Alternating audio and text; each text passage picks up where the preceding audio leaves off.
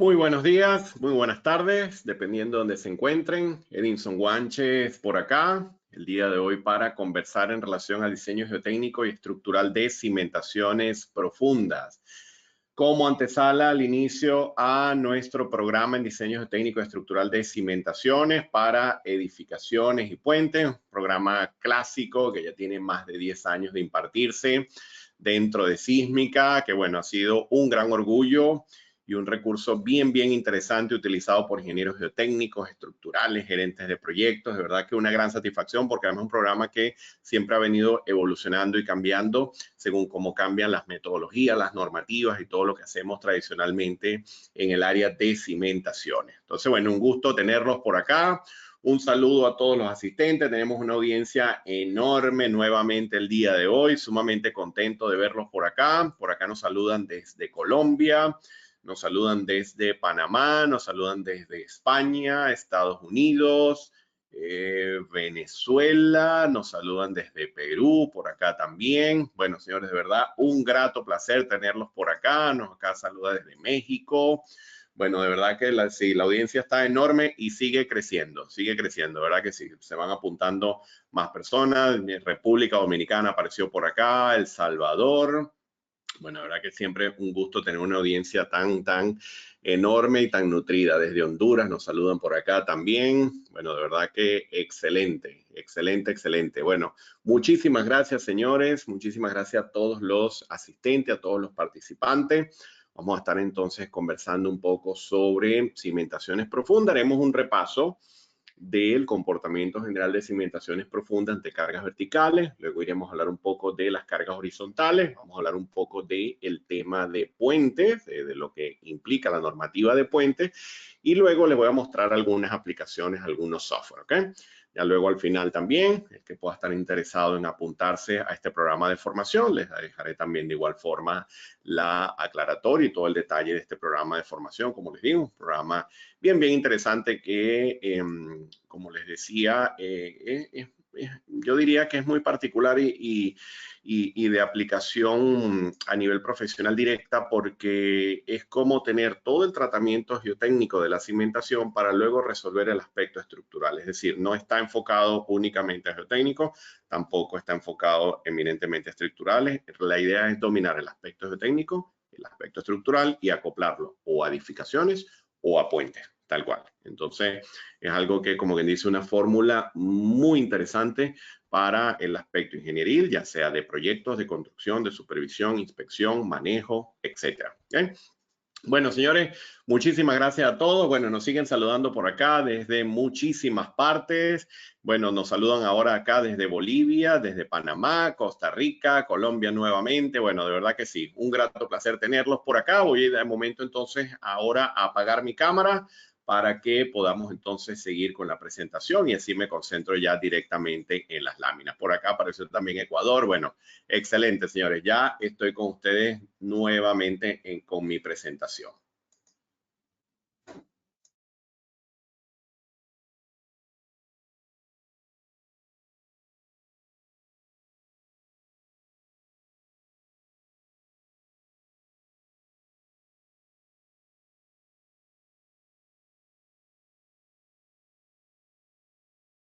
Muy bien, perfecto. Creo que ya acá lo tenemos entonces. Buenísimo. Bueno, como les decía, vamos a estar conversando, perdón, el día de hoy sobre diseño y construcción de cimentaciones profundas para edificaciones y puentes. Mi nombre es Edinson Guanches.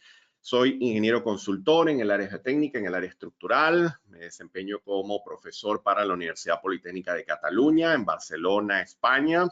Y durante mi vida profesional siempre ha sido un poco una mezcla del aspecto de consultoría, el aspecto de proyectos. He trabajado en el sector industrial con sistemas dinámicos, con todo lo que es almacenamiento de materiales, ya sea en el área de alimentos, también en el área de aceites, combustibles para la industria oil and gas de igual forma. Me ha tocado trabajar mucho con interacción sobre estructura. Tuve la oportunidad de formarme en Pavía, en Italia, de la mano del profesor Eduardo Causel y el profesor Glenn Riggs en el área de interacción sobre la estructura, y es algo que utilizo en mi vida profesional y lo enseño también a nivel de formación, tanto en la universidad como en este tipo de programas profesionalizantes.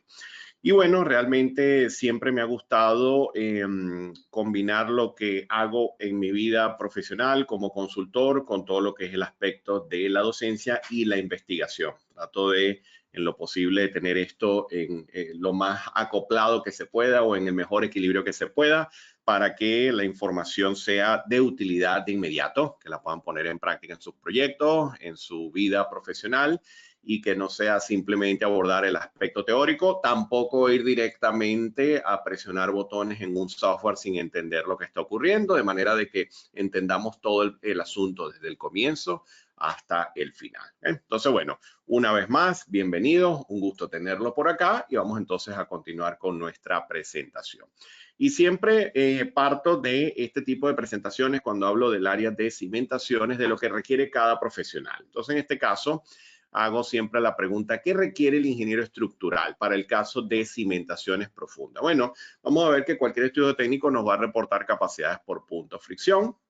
Esto entendido de que vamos a trabajar por método de esfuerzos permisibles, por ejemplo, o para determinar capacidades últimas. Ya vamos a ver que ahora los códigos comienzan, sobre todo me refiero a los códigos americanos, para el área de edificaciones comienzan a dejar esto un poco más claro, incluso hay información nueva contemplada en la AC7 que se acopla muy bien con el AC318, ya les voy a explicar a qué me refiero. De igual manera, los estructurales siempre buscan tener la información relacionada a relaciones tensión de formación o fuerza de formación para cargas axiales, de manera de que se puedan estimar coeficientes de rigidez, tanto para cargas estáticas como para cargas dinámicas. A partir de allí, uno habla de unos límites superiores e inferiores. Esto lo establecen normativas como, por ejemplo, la AC7, la AC41 da procedimientos para reportar estos límites superiores e inferiores en relación al aspecto de tensión de formación. Acá hay una gráfica de referencia y hay una metodología que se utiliza cuando vamos a incorporar fenómenos de interacción sobre la estructura basado en esta información. La profundidad mínima de empotramiento obviamente es clave y todas estas cosas es interesante destacarlas porque en la práctica hay mucha negligencia y no quiero generalizar que algo que siempre ocurre, pero ocurre en muchos casos, en muchos sitios ocurre que nos dicen, bueno, sí, el pilote debe tener tanto de diámetro porque se revisó la capacidad nominal y debe ser de tanto. Sí, es un aspecto estructural, pero ¿y el geotécnico? Bueno, sí, se debe efectuar la ejecución del pilote hasta alcanzar el terreno competente. Ajá, pero ¿y para qué sirvió la investigación geotécnica? No hay una profundidad mínima, no hay un diámetro mínimo, no hay un análisis que determine unas condiciones mínimas para ese piloto. Entonces, bueno, todo esto obviamente depende de el nivel de información que se reciba a nivel geotécnico para que el estructural, para que ya el profesional que viene posterior al geotécnico pueda utilizar dicha información y como siempre digo, que el reporte geotécnico y que el análisis geotécnico no sea para cubrir un requisito de permisología de construcción, sino que simplemente sea algo que se utiliza en el proceso de construcción y el proceso de diseño estructural como tal, que no sea simplemente un documento que va como parte del resto de los planos y lo que llevamos a una alcaldía, a un ayuntamiento, a una gobernación. Eso es a lo que me refiero. Fíjense entonces que cuando hablamos específicamente de cargas axiales, ya más adelante les comentaré otras cosas, pero cuando hablamos específicamente de cargas axiales, decimos, bueno, es que hay una capacidad por punta, porque el pilote se apoya en un estrato muy rígido respecto al resto. Entonces podemos decir que esto puede ser similar a una roca, un material equivalente, o casos donde nos empotramos en un material más duro y desarrollamos de igual manera una capacidad por punta. Esto no quiere decir que no existan capacidades de fricción, de igual forma se desarrollan. Lo que puede ocurrir es que en la práctica se estila decir que estos pilotes son de punta porque ocurre esta condición. Sin embargo, vamos a ver más adelante que no es tan directo el saber si un pilote trabaja por punto o fricción. Realmente hay que tomar en cuenta otro aspecto que son los desplazamientos esperados, tanto a nivel de punta como a nivel de fuste o a nivel de lo que ocurre a lo largo del pilote. Luego tenemos los pilotes de fricción, también se les conoce como pilotes flotantes, porque trabajan eminentemente por la fuerza de fricción que se desarrolla a lo largo del pilote y la capacidad de punta llega a ser muy baja. Esto puede ser una condición de diseño muy frecuente en muchas regiones y hay regiones donde realmente están más acostumbrados a trabajar con este tipo de condiciones. Pero ¿qué depende el que realmente esto sea por punta o fricción? Bueno, como les decía, depende del desplazamiento asociado a cada mecanismo de transferencia de carga. Entonces, fíjense, estos mecanismos de transferencia fueron identificados primeramente por autores muy conocidos en la literatura geotécnica, en la literatura del área de cimentación, y me refiero específicamente al caso del profesor Rees y O'Neill en los años 70 para el caso de pilotes rotados y por Besic para el caso de pilotes hincados. ¿Qué ocurre o qué arrojan estas investigaciones y que han servido de base para entender el funcionamiento de piloto durante muchos años y que, ojo, sigue siendo insumo para seguir investigando y seguir descubriendo cosas? Bueno, fíjense que ellos plantean lo que hemos dicho antes. Sí, hay una capacidad por punta y una capacidad por fricción en un pilote, que obviamente, según estas capacidades, seremos capaces de soportar una carga actuante. Hasta ahora esto va muy bien y se entiende bastante bien. El tema está en que por yo decir que me apoyo en un estrato duro determinado o porque tengo un suelo alrededor del pilote, simplemente por eso no tengo esta capacidad y esta. Para que ellas se desarrollen, existe un nivel de desplazamiento asociado. Entonces, fíjense que en esta gráfica, si nos vamos a este punto, el punto B, podemos decir que se desarrolla una o se moviliza una máxima capacidad por fricción para un desplazamiento de más o menos media pulgada. Fíjense que es algo pequeñito, ¿no? Quiere decir que para un desplazamiento relativamente pequeño ya tenemos un valor, se puede decir, máximo de lo que sería la capacidad por fricción. Pero ya cualquier incremento por encima del punto B se absorbe a través de la base hasta que se alcanza un máximo de resistencia en el punto C, porque realmente fíjense que la curva que modela el comportamiento de la resistencia en la base, fíjense que es esta, fíjense entonces que ese máximo valor se viene obteniendo por acá. ¿Qué significa esto? Que necesito mucho desplazamiento para la base y poco desplazamiento para fricción. Entonces de acá hay una frase que yo utilizo mucho en clase que siempre digo: de la fricción estamos siempre casi seguros, de la punta no lo sé. Porque claro, requiero poco desplazamiento para desarrollar una máxima capacidad por fricción y mucho desplazamiento para desarrollar una máxima capacidad por punta. Por eso van a escuchar también frases de muchos proyectistas que tienen esto muy controlado, muy dominado, que están acostumbrados a trabajar con estos pilotes en donde realmente el estrato portante está a grandes profundidades. Sí, hay un estrato rígido que tratan de apoyarse y todo esto, pero tienden a decir cosas como que, mira, realmente los pilotes con los que yo trabajo frecuentemente son por fricción, no por punta. ¿A qué es lo que se están refiriendo? Bueno, que como este nivel de desplazamiento debe ser un nivel de desplazamiento importante, entonces a partir de allí es que uno emite este tipo de conclusiones, este tipo de comentarios. Entonces, fíjense que no necesariamente, y eso es algo bien interesante destacar, porque en la práctica decimos, no, estos pilotos son por punta.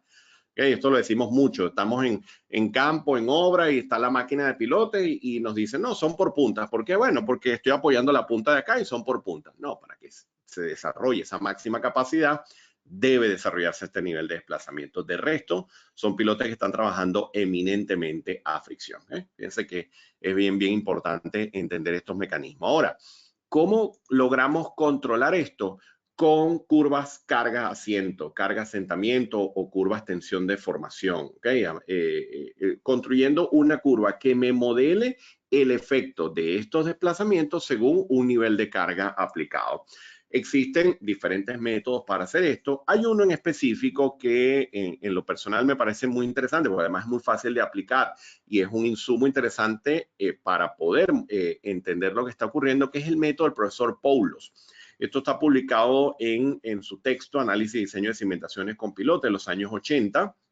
Se basa en la teoría de elasticidad y depende de data que típicamente obtenemos del campo. Alguien puede decir, oye, pero yo tengo otra metodología que trabaja más de forma no lineal, de otros autores. Maravilloso, no hay ningún problema. Simplemente esta es una metodología que en lo personal me parece de muy fácil aplicación, está validada experimentalmente.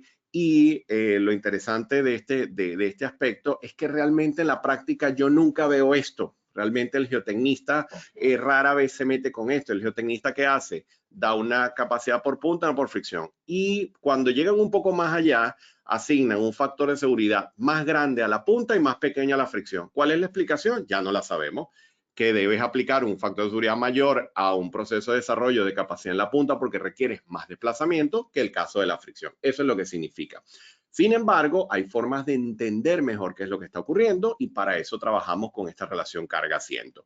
En este caso, caracterizamos la respuesta mediante un módulo de elasticidad, mediante el coeficiente de Poisson, y esto nos va a permitir construir una curva carga-asiento para pilotes individuales o para pilotes en grupo. ¿Qué requerimos previamente? La capacidad esperada en la punta y a lo largo del pilote. Ojo que esto puede ser determinado por la metodología con la que ustedes se sientan más cómodos. Finalmente, hay una capacidad última que modela, obviamente, lo que sería o que es un resultado de la capacidad última asociada a fricción y punta, pero ya entenderemos que ellos no se producen en simultáneo, sino que dependen del comportamiento que hemos visto anteriormente. Entonces, vamos a verlo acá. Fíjense, acá está una gráfica, un esquema típico de las gráficas de Paulo. Fíjense, en este caso, por ejemplo, la línea de color rojo, carga en la base versus la curva de asiento. Fíjense que ya va subiendo por acá hasta que alcanza este máximo valor. Pero fíjense que la del fuste, que sería la de fricción, se alcanza rápido acá. De manera que si vemos la línea verde como la total, bueno, cuando yo sumo este trozo más este tramo que está acá, entonces tengo este punto. Pero para llegar al máximo valor completo sumando fricción y punta, bueno, es porque fíjense, ¿ve? Tengo que desarrollar mucho asentamiento para poder llegar a la capacidad total. De resto, si esto no se desarrolla, estaremos siempre en un punto intermedio y quien estará haciendo la mayor cantidad del trabajo entonces será esa capacidad por fricción del pilote, mientras que la de la punta, fíjense, se sigue desarrollando hasta un máximo valor que depende de este nivel de asiento esperado. Eso es lo que significa. Entonces, claro, si yo tengo una gráfica como esta, va a ser mucho más fácil identificar según el nivel de carga y según el nivel de comportamiento esperado en el pilote, va a ser mucho más fácil identificar si el pilote realmente trabaja por punto o trabaja por fricción. Esa es una de las cosas que le prestamos atención al análisis. Para ello nos apoyamos de la herramienta Geo5, que se las voy a mostrar al finalizar esta primera introducción teórica y que está muy interesante para poder visualizar este tipo de comportamiento. ¿Okay? Luego tenemos la respuesta lateral del pilote y ahora yo siempre me siento muy cómodo hablando de este tema porque hablar de esto hace 20 años, recuerdo, era muy raro. Uno decía pilotes cargados lateralmente y te decía, no, es que eso es para la industria costa afuera, eso es para los proyectos offshore o eso es para ciertos tipos de puentes y lo veían como algo muy extraño. No. Ahora el comportamiento de pilotes cargados lateralmente lo van a conseguir en cualquier documento FEMA actualizado donde se haga análisis de edificaciones en hormigón, en acero. Obviamente todo el aspecto de diseño de puente depende de un tratamiento de cargas laterales por cargas vehiculares, por acción sísmica, por empuje de viento, por lo que sea. O sea que hay que entender cómo responde el pilote cargado lateralmente y eso va a tener una influencia importante no solo en el diámetro y la longitud, obviamente, que es la primera fase del diseño, sino en el acero de refuerzo, tanto longitudinal como transversal. Entonces entender que ya la gran mayoría de ustedes sabrán y se lo habrán dicho sus profesores de pregrado que realmente el terreno no es lineal, que muchas veces trabajamos con teoría de elasticidad para resolver comportamientos, pero realmente nos apoyamos de la teoría de elasticidad para fijar valores de desplazamiento para un nivel de tensión determinado o para un nivel de deformación esperada. Pero realmente la respuesta del terreno ya sabemos que es más de tipo elastoplástica, que podemos realmente con herramientas actuales y con métodos actuales hacer análisis de tipo no lineal. Y si hablamos de una respuesta del terreno ante una carga lateral, vamos a ver que es una respuesta de tipo no lineal. ¿Qué quiere decir eso? Que si yo estoy trabajando con un material que típicamente caracterizo con un módulo de elasticidad, este módulo de elasticidad no será constante con la profundidad, pero lo más interesante es que tampoco es constante según el nivel de carga que actúa sobre el terreno, porque a la final el módulo de elasticidad es una consecuencia de la relación tensión-deformación. Si la deformación esperada es poca, la tensión es elevada, entonces yo tendré un módulo de elasticidad elevado. Si la deformación esperada es alta y la tensión actuante es baja, entonces el módulo de elasticidad será menor. Entonces él va cambiando según la profundidad y según el nivel de carga que se está desarrollando sobre el pilote. ¿Qué ocurre? Que cuando hacemos un análisis de pilote ante cargas laterales hay que tener esto muy claro. No es que simplemente yo resuelvo todo el problema con un coeficiente de balasto mágico que toma en cuenta la deformación lateral de un pilote de 20 metros de profundidad. No, hay un cambio de rigidez con la profundidad, hay una variación de presión lateral con la profundidad, hay una respuesta lateral diferente que ocurre según el diámetro del pilote, según el nivel de carga, según el tipo de suelo. Todas estas variables se combinan para tener la respuesta total. ¿Qué vamos a entender acá? Sí, aparece el concepto de un coeficiente de balasto lateral, ¿okay? Y vamos a ver que para un mismo tipo de suelo va a cambiar dependiendo de la deflexión del pilote. A menor deflexión, mayor será la respuesta del suelo. Entonces, para ello yo debo conceptualmente entender que hay un rango de deformaciones asociado con un determinado nivel de carga para yo poder seleccionar ese módulo de elasticidad con el que voy a trabajar, que tendrá una incidencia directa sobre el coeficiente de balasto. Vamos a ver que hay métodos elásticos que se han utilizado desde los años 70, los métodos de Matlock y Rees, por ejemplo, que conseguimos en textos como el del profesor Brajadas, y nos vamos a ir a metodología ya un poco más elaborada mediante el desarrollo de curvas Payet, como lo incorporan herramientas como el LPAEL, por ejemplo, para condiciones de carga mucho más elevadas y donde queremos modelar la no linealidad de forma mucho más evidente. Tener en cuenta entonces que ese balasto no es un parámetro del suelo ni para cargas verticales, que ya lo hemos discutido en un seminario anterior, ni para cargas laterales, específicamente en este caso me refiero al caso de pilote. Esto que está acá es una representación típica de un análisis convencional, aplicando la metodología elástica de Matlock y Rees, en donde fíjense en una tablita como esta, con los coeficientes hechos en una hoja Excel, llegamos a obtener la variación de los momentos flectores. Bueno, acá está la deformación, la pendiente de la deformación, los momentos flectores, los cortantes y la presión lateral. Hace algunos años uno veía mucho este valor y decía, bueno, sí, tengo que comparar esto contra la resistencia del suelo. Ese concepto ha venido desapareciendo porque realmente el gran beneficio de hacer un análisis de piloto ante cargas laterales es el control de las deflexiones, más que controlar valores de presión lateral. Realmente, sí, estoy por debajo del admisible, muy bien, pero ¿qué pasa si esta deformación lateral es excesiva? Que de igual forma hay problemas estructurales. Entonces, realmente, en la práctica se puede decir que una de las cosas que más controlamos son los niveles de deformación lateral para poder, en función del tipo de estructura, saber si tengo que incrementar el diámetro del pilote, la profundidad del pilote, etcétera, dependiendo de la situación que tengamos.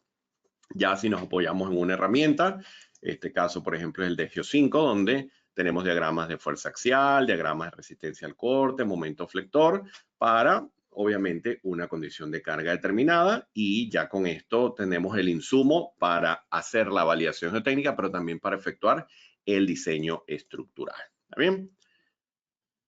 En un análisis típico, en un proyecto en el que tenemos que lidiar con pilotes y tenemos, como les decía, acción sísmica, viento, el caso de puentes, etcétera, bueno, tenemos que trabajar con curvas, carga lateral de flexión, carga lateral versus momento, para los casos de cabezal empotrado o articulado, por ejemplo. Este es un tema de muchísima discusión. Hay un punto en el diplomado donde lo discutimos a gran detalle porque esto siempre trae mucha duda. Fíjense, en este caso tengo unas gráficas con dos líneas de colores diferentes. La condición de carga es la misma, pero un caso está empotrado y el otro caso está articulado. Entonces, ¿cómo saber que está empotrado? ¿Cómo saber que está articulado? Hay que tomar en cuenta varias cosas. El aspecto estructural y el aspecto geométrico y la combinación de lo que sería el propio encepado cabezal versus el pilote. Esto siempre trae mucha duda en la práctica. Vamos a conseguir también el tema de los efectos de grupo. La gran mayoría muy probablemente entiende que un grupo de pilote ante cargas verticales hay unas separaciones mínimas o típicamente recomendadas en la práctica para yo no tener que enfrentarme a cálculo de eficiencia de grupo. Pero el problema de los pilotes cargados lateralmente es que la cosa no se resuelve tan fácil, porque fíjense, esta gráfica que está acá me relaciona el cómo varía la presión lateral contra el espaciamiento de pilotes. Fíjense que unos pilotes que estén separados 3 veces el diámetro, hay una reducción del 50% en lo que sería la presión lateral o en la respuesta lateral. ¿Qué significa eso? Que si yo quisiese trabajar con un grupo de pilotes ante cargas laterales donde no existe efecto de grupo, bueno, tengo que separarlo por lo menos más de 6, 7 veces. Una barbaridad. Quiere decir que en la práctica, cuando tenemos pilotes sometidos a cargas laterales y las cargas son importantes, ese grupo de pilotes hay que enfrentarse a tener en cuenta este efecto de grupo. Hay diferentes criterios. Acá esto que les muestro es de la Federal Highway Administration de los Estados Unidos. De igual forma, hay otras metodologías para hacer esta estimación. Hay unas recomendaciones de la NERP y FEMA de trabajar con unos coeficientes ponderados que se utilizan mucho para la parte sísmica, porque obviamente el sismo viene izquierda, derecha, derecha, izquierda. Entonces, estas tablas es como que, bueno, tengo unos coeficientes para una fila y para la otra, pero ¿qué pasa si tengo una acción sísmica que va en las dos direcciones? Bueno, entonces hay unas recomendaciones allí para tomar en cuenta este efecto. Pero ya véanlo de forma rápida de que, mira, ya con 3 veces el diámetro, que es algo que pudiesen utilizar típicamente en la práctica, yo tengo una reducción de la respuesta del 50%. O sea, que los pilotes sometidos a cargas laterales, el efecto de grupo es importante. Obviamente también requiero asientos. Hace unos años también yo escuchaba mucho, no, vamos a meter pilotes porque los pilotes no se asientan. Es una frase súper común, la escuchaba mucho en la práctica. Y siempre recuerdo mucho un proyecto de tanques que en el momento de la prueba de carga, cuando el tanque llevaba algo así como 1 metro de agua, de altura, un tanque como de 14, 15 metros de altura, y cuando iban por 1 metro aproximadamente en la prueba de carga, bueno, empezó a sonar y todo el mundo se asustó y empezaron a chequear, detuvieron la prueba de carga, empezaron a meter topografía a ver qué pasaba y empezaron a leer asientos y los asientos eran enormes y era un grupo de pilotes que resulta que no se había hecho un análisis tensión de formación, a nivel de carga estaba perfecto, perfecto, factores de seguridad es maravillosos, todo excelente, el famoso factor de seguridad de 3 y todo esto, pero no se había tomado en cuenta el análisis de asiento. ¿Y qué pasa? Que cuando uno habla de tanques, uno no habla de un pilote, 2 pilotes, 3 pilotes. Es que este tanque ahora mismo, me puedo equivocar, pero estábamos por encima de los 60 pilotes aproximadamente, ¿ok? Eso es lo que ocurre, claro, el efecto de grupo es enorme ante cargas verticales, obviamente también ante cargas laterales, y esas mediciones de deformaciones son, o esa estimación de deformaciones o de asientos esperados es importantísimo para poder evaluar el desempeño de la estructura y bueno, ahí hubo que hacer un montón de cosas y todo esto, ¿no? Entonces, es interesante porque los pilotes sí se asientan y se asientan bastante y cuando trabajan en grupo el efecto del asentamiento es mucho mayor y el que yo tenga pilotes no quiere decir que ahora he transformado una base flexible en una base perfectamente rígida, no, simplemente que ahora tengo otro problema diferente con una cimentación profunda donde de igual forma debo lidiar con conceptos no solo de resistencia, sino de rigidez. Y siempre hago referencia a las recomendaciones constructivas y de control de calidad también. Un buen reporte técnico nos debe decir los lineamientos para ejecutar un pilote rotado, un pilote hincado y que esto, obviamente, las empresas locales tienen mucha experiencia y darán como quien dice, sus mejores recomendaciones para ejecutar la cimentación. Pero debe haber un lineamiento mínimo de control de calidad y de recomendación constructiva para cualquier tipo de cimentación que se ejecute. ¿Está bien?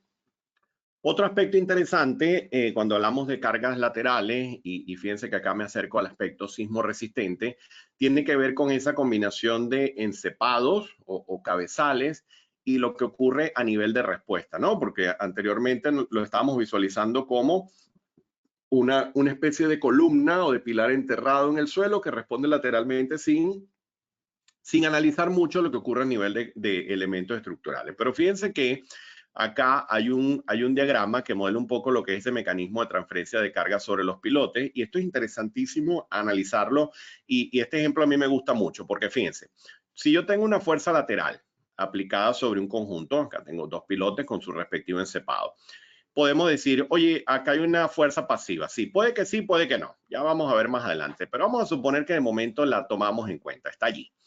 Yo con eso tengo una diferencia de cortantes, el actuante con el pasivo, y esa diferencia de cortantes se traslada acá, a lo que es la unión pilote-cabezal. Perfecto.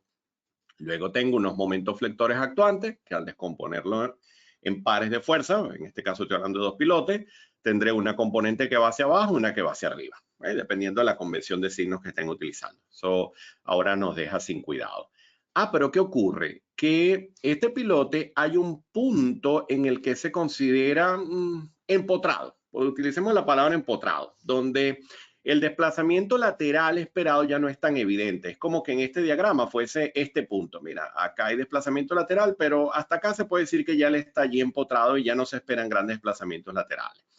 Bueno, si yo multiplico esa distancia que tengo allí por ese cortante, tengo ahora este momento flector que está acá.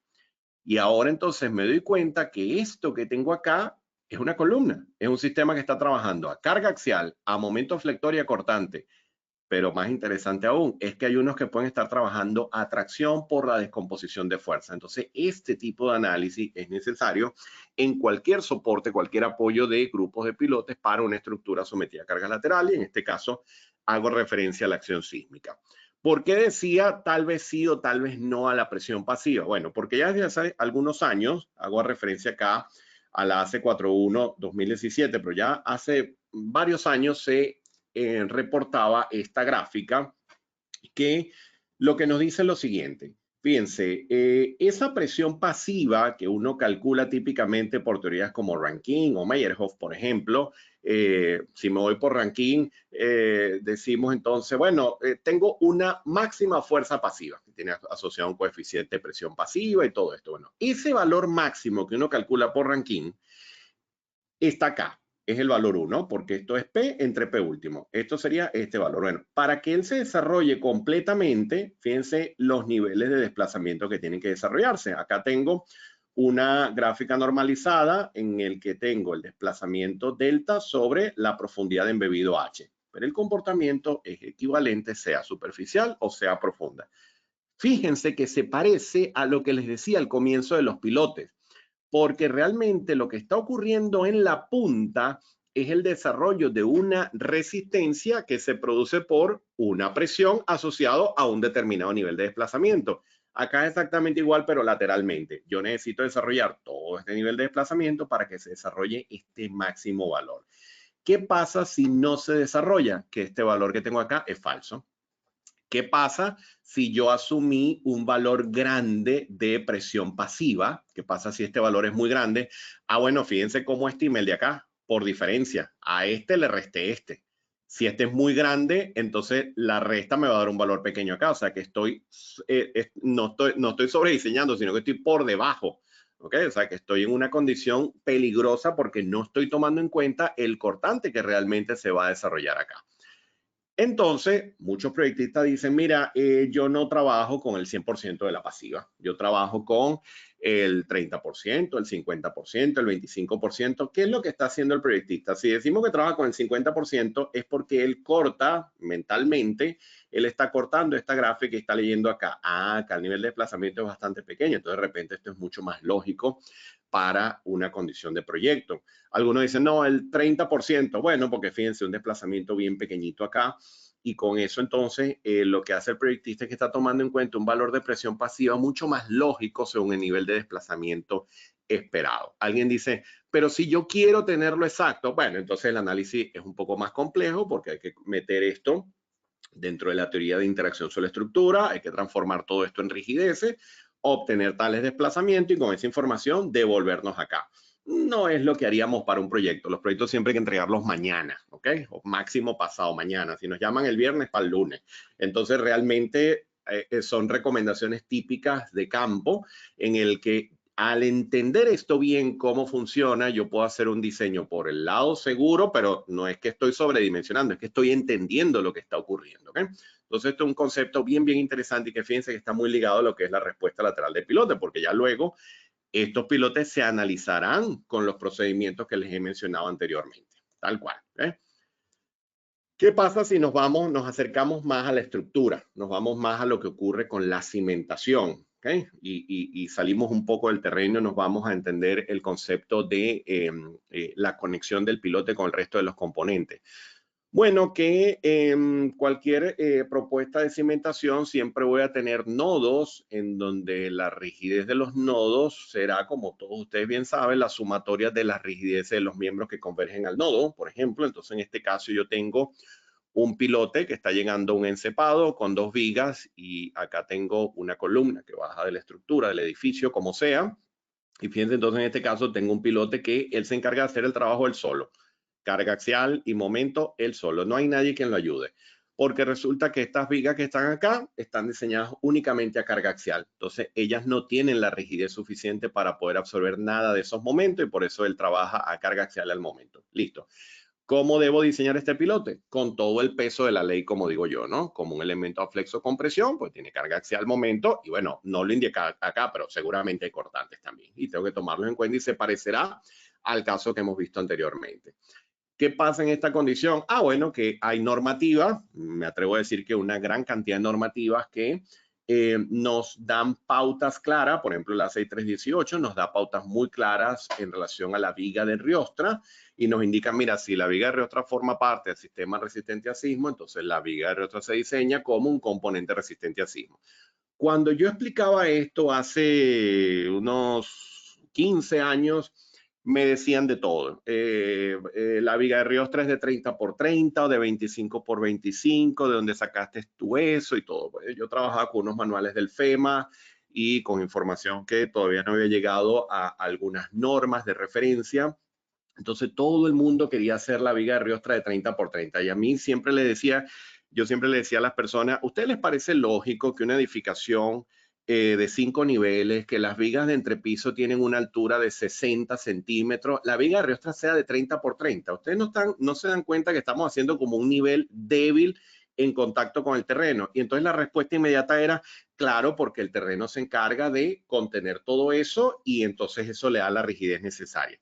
Y la respuesta mía era, ¿y cuál es el aval que ustedes tienen para asumir eso? Si hay terrenos que al mínimo movimiento sísmico pueden perder su resistencia, pueden perder su rigidez. O sea que era algo totalmente sin fundamento. Ya afortunadamente desde el año 2014 la 6318 tiene establecido en el código de que simplemente si la viga de Riostra forma parte del sistema resistente a sismo, que si estamos diseñando un SMF, obviamente la viga de Riostra debe diseñarse como un SMF. Entonces, ¿qué va a ocurrir? Que cuando apliquemos esa filosofía de diseño, este elemento ya no va a ser como el caso anterior, sino que va a ser un elemento que tiene la rigidez suficiente para absorber flexión. Entonces, en ese caso, esos momentos flectores, fíjense que se pueden distribuir como se observa acá. Obviamente, podemos hacer un análisis mucho más elegante de distribución de rigideces y todo esto. Incluso se puede hasta modelar y jugar un poco con esto. Pero realmente en la práctica muchas veces el proyectista dice, mira, estas vigas tienen la rigidez suficiente para absorber la mitad del momento y la mitad del momento, porque claro, lo verifico, lo calculo, chequeo su sección con su acero de refuerzo y puedo validar esta información.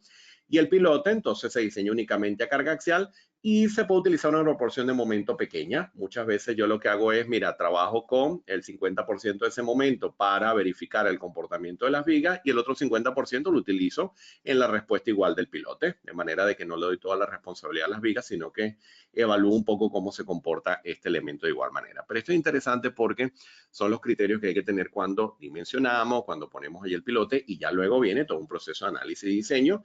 Y bueno, ya esos son cosas que podemos, imagínense, poner en práctica en nuestros proyectos, edificios, puentes, etcétera, para ya afinar esas dimensiones y entender qué es lo que está ocurriendo a nivel de respuesta. Ya cuando llegamos a grupos de pilotes convencionales, bueno, pueden tener diferentes configuraciones. Realmente estas configuraciones son muy variables. Acá les doy simplemente unos esquemas clásicos de como que algo que se utiliza mucho en la práctica, pero bueno, dependiendo del proyecto también pueden haber geometrías diferentes a nivel de pilote. Y ya luego que tenemos garantizado la estabilidad del sistema, ahora me voy a resolver un problema estructural. Ahora voy a trabajar con, recuérdense, tengo que una columna enterrada, tengo un elemento que está trabajando a carga axial, a momento flector y a cortante. Quiere decir que yo tengo que garantizar unas capacidades nominales que sean mayores a las capacidades últimas, porque estoy hablando de un diseño basado en el RFD, estoy trabajando con acciones mayorada o factorizada. Entonces, muchas veces surge la pregunta, oye, ese es un problema que yo siempre he tenido en la práctica, que los pilotes, el geotécnico me habla de un factor de seguridad y me dice que el factor de seguridad de 2, de 3, de 4, de 5, etcétera. Pero yo cuando voy a diseñar estructuralmente trabajo con estado límite de agotamiento resistente, trabajo con LRFD. Es muy cierto, esto ha sido el gran conflicto geotécnico estructural en el área de cimentaciones, tanto superficiales como profundas durante muchos años, pero ya los códigos también nos permiten irnos o por una vía o por la otra. Lo que tradicionalmente hacemos, si está reportado todo en ASD, bueno, es que se garantiza la estabilidad del pilote, se garantiza su estabilidad ante cargas verticales, laterales, momentos, etcétera. Se entiende cómo funciona la cimentación a nivel de asiento. Si estamos de acuerdo a nivel estructural, bueno, ahora vamos con, y hago la representación acá de diagrama de interacción, pero obviamente también esto lo podemos hacer con un software, con cualquier herramienta, y ya ahora garantizamos que mis solicitaciones factorizadas estén dentro de la región aceptable, por debajo de los valores nominales, para saber entonces que eso está funcionando de manera adecuada, a nivel estructural. A mí siempre me gusta mencionar los diagramas de interacción adimensionales. Yo sé que esto mucha gente lo ve como vieja escuela, eso ya no se usa porque yo trabajo con el SAP 2000, que entonces yo modelo todo exacto allí y allí me lo calculo exacto, sí, pero es que cuando yo estoy haciendo un proyecto y quiero hacer una estimación de un diámetro de pilotes o de una cuantía de acero, esto es excelente, es infalible porque podemos entrar perfectamente con la data geométrica de la cimentación y rápidamente determinar la cuantía esperada. Que luego puedo refinar esto con una herramienta de cálculo, sí, obviamente lo haremos, pero siempre les digo que no perdamos esto, porque esto es lo mismo que cuando yo hablo de diseño estructural, cuando hablo del predimensionado, que ya se perdió, pareciese que es una palabra que hasta va a desaparecer, el predimensionado, porque ahora es variar dimensiones hasta que se ponga azul, dele hasta que se ponga azul, dele hasta que se ponga azul, ya se puso azul, ya funcionan. A mí no me gusta eso, realmente no tiene ningún sentido. Entonces realmente sí, es tener un dominio de cargas, de acciones, de comportamiento esperado, fijar, y con el software calibramos y afinamos, ¿ok? Eso siempre será mi recomendación. Y tenemos una excelente noticia para aquellas personas que se enfrentaron a eso que les mencionaba, a ese conflicto de que voy a la 6318 y no me dice nada, y luego me voy a la guía de construcción de pilotes del año 2012 y me dice otra cosa, pero voy a la ASE y me dice otra, y voy a mi norma local y me dice otra cosa. Es todo un conflicto que había con estas normas. Bueno, desde la nueva edición del ACI 318, existe un perfecto acople entre ACI 318, AC7, ACI 543, esta que está acá, y el propio IBC en relación al diseño de cimentaciones profundas. Ahora estas normas hablan el mismo lenguaje. Entonces, fíjense que me permito leer unas cosas acá importantes. Fíjense, las revisiones y adiciones al código son tomadas directamente de la provisión más actual y relevante derivada del ACE 7-2016. Y ahora acaba de cambiar a la nueva ACE, pero ojo, esto permanece exactamente igual. Las nuevas provisiones para pilotes de concreto prefabricados fueron desarrolladas a partir de las recomendaciones de la PCI y que ya habían sido publicadas en el 2018 por el IBC. Las ediciones anteriores de la 6318 no incluían las limitaciones de carga axial para cimentaciones profundas. El AC318 del 2019 adicionó nuevos requisitos para carga axial permisible para cimentaciones profundas que son consistentes con los requerimientos de esfuerzos permisibles del IBC. Esta primera parte lo que nos indica es que yo me voy a la 6318.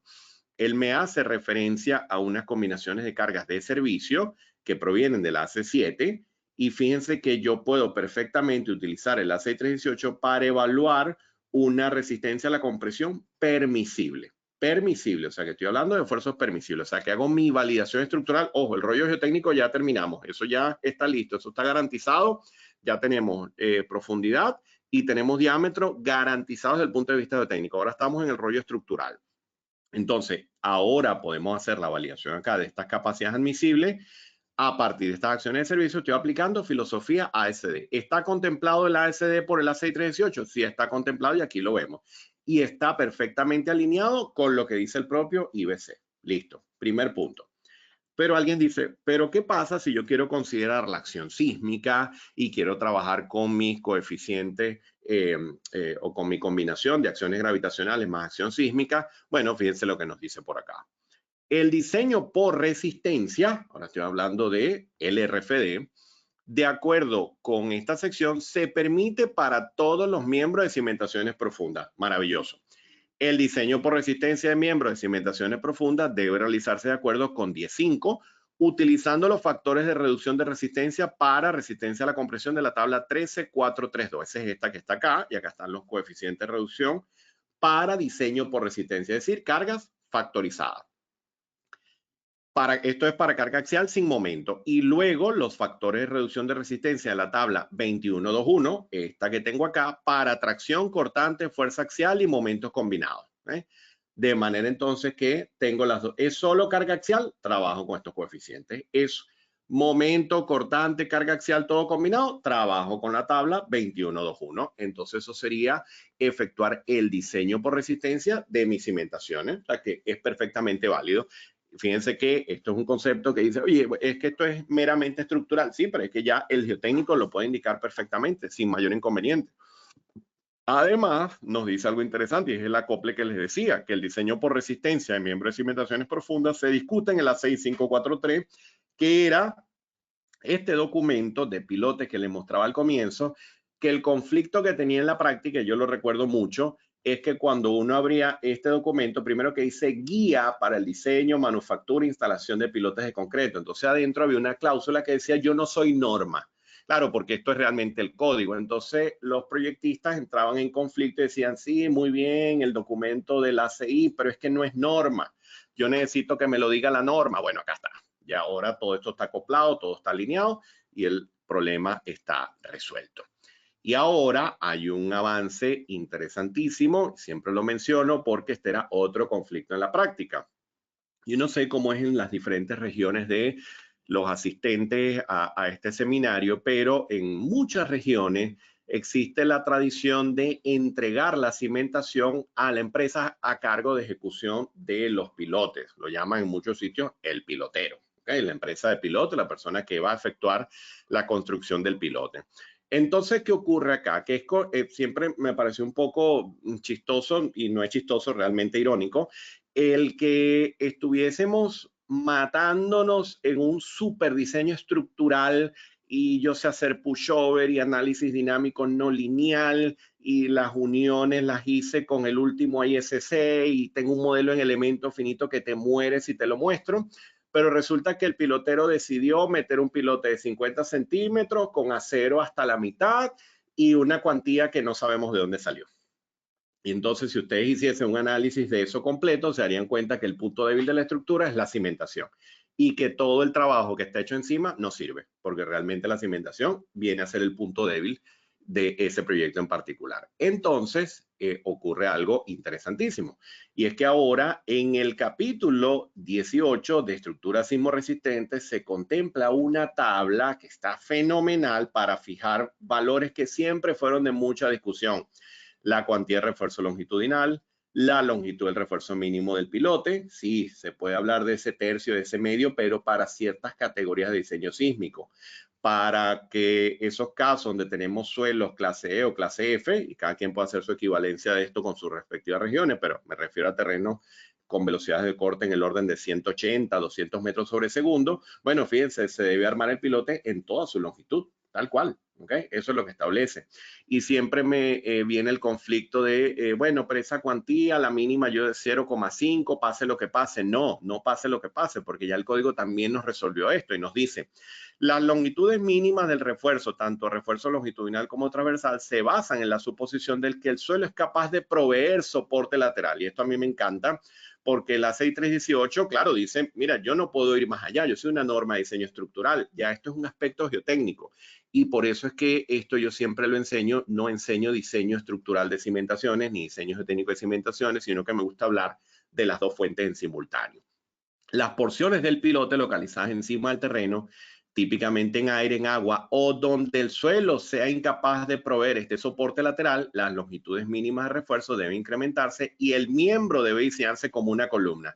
Ustedes no tienen idea de cuántas discusiones de proyectos tuve yo con esto, porque antes de que esto fuese publicado de esta forma en el código, realmente estas empresas de ejecución querían poner 2 barras de refuerzo, llevar el acero hasta 1/3 y resulta que era un grupo de pilotes de un puente de 28 metros de longitud por vano en una zona sísmica con 0,35G. O sea, realmente era un problema muy serio que existía y ahora esto queda bastante claro, bien explicado, bien desarrollado y creo que la idea, como quien dice, ya no las deja muy clara el código, ya no tenemos que estar asumiendo nada, sino simplemente revisar los puntos correspondientes, ¿ok? Ese es un conflicto que existe o existía principalmente en el área de edificaciones por desacople de ciertas normativas, que como les decía, creo que ya está prácticamente resuelto. Alguna que otra cosa, algún que otro conflicto que pueda haber, pero son cosas más puntuales, ¿no? La norma de puente funciona totalmente diferente.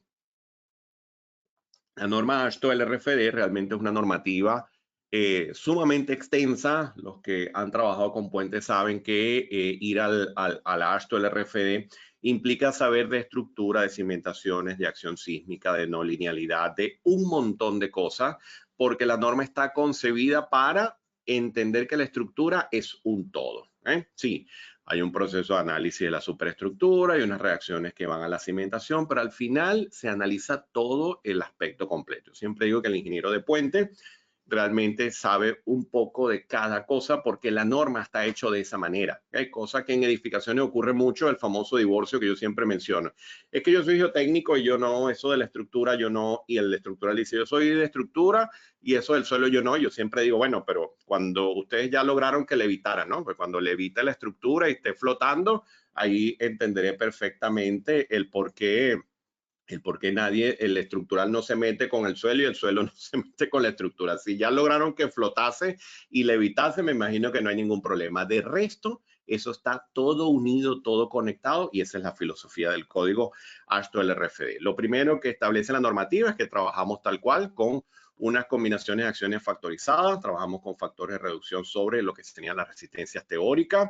Hablamos principalmente de esta relación. Fíjense lo que tengo acá mis solicitaciones o efecto de la solicitación. Acá tengo directamente el factor de carga. Hay un coeficiente que se le conoce como modificador de carga, que depende de la utilidad, redundancia e importancia operativa del puente. Y esto que está acá es el múltiplo de lo que sería la resistencia nominal con un factor de resistencia, que bueno, varía según el componente que estemos analizando y la situación que estemos analizando.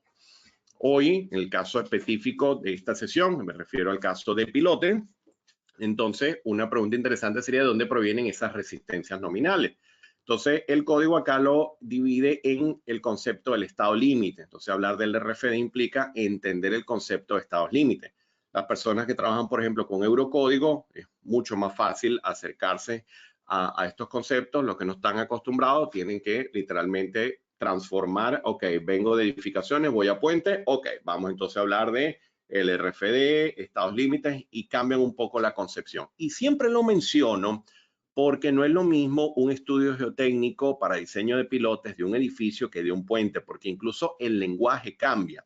Yo con esto no quiero decir que la capacidad por punto de fricción va a ser diferente, aunque el código AASHTO del RFD recomienda unas teorías y ciertos métodos particulares, pero realmente se pueden utilizar técnicas de diseño geotécnico muy parecidas o equivalentes entre sí, pero la forma en la que representamos la información cambia.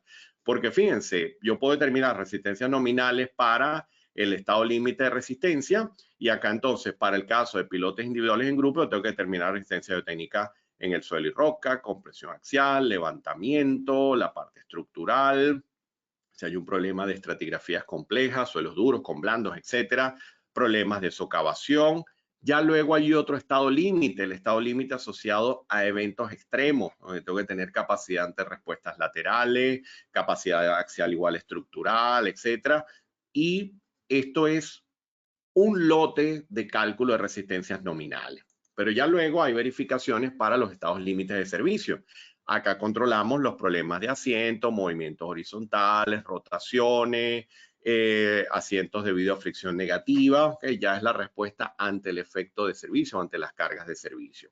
Acá siempre destaco que estos movimientos, la magnitud de estos movimientos que las vamos a poder calcular, sí, realmente el tope o el máximo dependerá mucho de lo que conversemos con el ingeniero estructural. en función del tipo de puente que tengamos. No es lo mismo un puente integral que un puente con tableros simplemente apoyados. Los puentes de tableros simplemente apoyados tienden a ser mucho más flexibles y tienden a soportar muchos asientos diferenciales en el tiempo. Los puentes integrales sufren mucho los problemas de deformaciones diferenciales, ¿no? Los asientos tanto totales como diferenciales. La última AASHTO LRF del 2021, según el tipo de puente, nos da unas recomendaciones mucho más claras que las que daban ediciones anteriores y sin embargo, bueno, hay algunos valores de referencia dependiendo del tipo de puente que estemos analizando, pero obviamente es algo que nos tenemos que poner de acuerdo siempre, estructura con geotecnia, ¿eh? A partir de allí el código nos da dos grandes mundos, el mundo de los pilotes hincados, donde fíjense, tengo acá ese valor de resistencia teórica que mencionábamos, un coeficiente de resistencia por una capacidad nominal, y fíjense que la capacidad nominal se divide entre esa resistencia en la punta y esa resistencia a lo largo del fuste por fricción o adherencia, ¿no? La que definíamos inicialmente. Pero ¿de dónde provienen entonces estos coeficientes? Bueno, de esta tabla que está acá. Acá vamos a ver unos factores de resistencia que dependen de el tipo de ejecución, el tipo de pilote que estemos utilizando, pero siempre me gusta mencionar que, por ejemplo, en este caso, cuando analizamos un pilote hincado con métodos estáticos, depende incluso del método que estoy utilizando. Entonces, lo que les digo, ¿no? Si yo soy geotécnico y voy a entregar un reporte geotécnico con un pilote para puentes, un pilote individual, un grupo de pilotes para puentes, y estoy haciendo un análisis de cálculo de fricción o adherencia, bueno, es porque estoy aplicando entonces el método alfa, ok, porque el factor de resistencia es diferente, ¿okay? Si el método es beta con alguno de estos autores, con Skempton, etcétera, entonces el coeficiente cambia. Y si es el método lambda, vuelve a cambiar el coeficiente. Entonces, el reporte de la data vuelve a ser diferente. De igual forma ocurre si estoy trabajando con SPT según Meyerhoff y así sucesivamente, ¿eh? Entonces, fíjense que son factores que dependen de la colocación y depende también del control de calidad que se esté utilizando en el proceso de ejecución del pilote. Si hablo del pilote rotado, los pilotes excavados, fíjense entonces, el concepto original es el mismo, punta fricción, y hay unos coeficientes a la punta y a la fricción, y esos coeficientes también dependen de la metodología que se utilice. AASHTO es muy pro Rees, ¿ok? O'Neill y Rees. El AASHTO se inclina mucho a las teorías de O'Neill y Rees. De por sí, una de las metodologías que siempre menciono en clase, después que discuto las que típicamente conseguimos en la práctica, porque estamos muy acostumbrados a lo que vemos en el Brajadas y a los textos clásicos de geotecnia, etcétera. Pero el profesor Rees tiene una ecuación, pero que es una tontería literal, porque es que es una fórmula empírica que sacó después de muchos ensayos de pilotes rotados, que si la aplicamos rápidamente obtenemos la capacidad esperada en el pilote y literalmente tiene muchísimo respaldo porque es una ecuación que se deriva de todos esos comportamientos que les indicaba anteriormente. Entonces, bueno, basado en eso, hay un factor de resistencia que cambia dependiendo de la metodología que estemos utilizando en la evaluación. En este caso, para pilotes rotados, como se pueden dar cuenta, Rees y O'Neill están allí como protagonistas en la gran mayoría de los métodos, ¿okay? Otro aspecto interesante que destaca el código AASHTO es que, bueno, hay mucha importancia a lo que es el efecto de grupo, tanto ante cargas verticales como laterales. Y hay un punto que yo no lo he visto en otro conjunto de documentos o normativas, sino en las que están relacionadas con puentes, que tiene que ver con la presencia del cabezal. Entonces es interesante porque si ustedes van a los textos clásicos de geotecnia, van a conseguir unos factores de reducción de efecto de grupo que depende de la distancia. Entonces hay unas ecuaciones empíricas y hay unos métodos súper clásicos que conseguimos por ahí, el Siller-Kine y muchos otros ahí, donde aplicamos una ecuación para llegar a esos valores. Pero resulta que, según investigaciones más recientes, de años más recientes, vamos a conseguir que sí, el espaciamiento es la variable de entrada, pero resulta que se habla de el contacto del cabezal con el terreno. Entonces, cuando hay contacto del cabezal del grupo en contacto directo con el suelo, fíjense que los factores de reducción pueden llegar a ser incluso 1. Y esto es un punto interesante porque alguien dice, bueno, pero es que yo hice un análisis de socavación o el hidráulico me entregó un análisis de socavación. Siempre aclaro que la socavación ni el geotécnico ni el estructural lo desarrollan, a menos que el geotécnico tenga una línea de acción hacia la hidrología.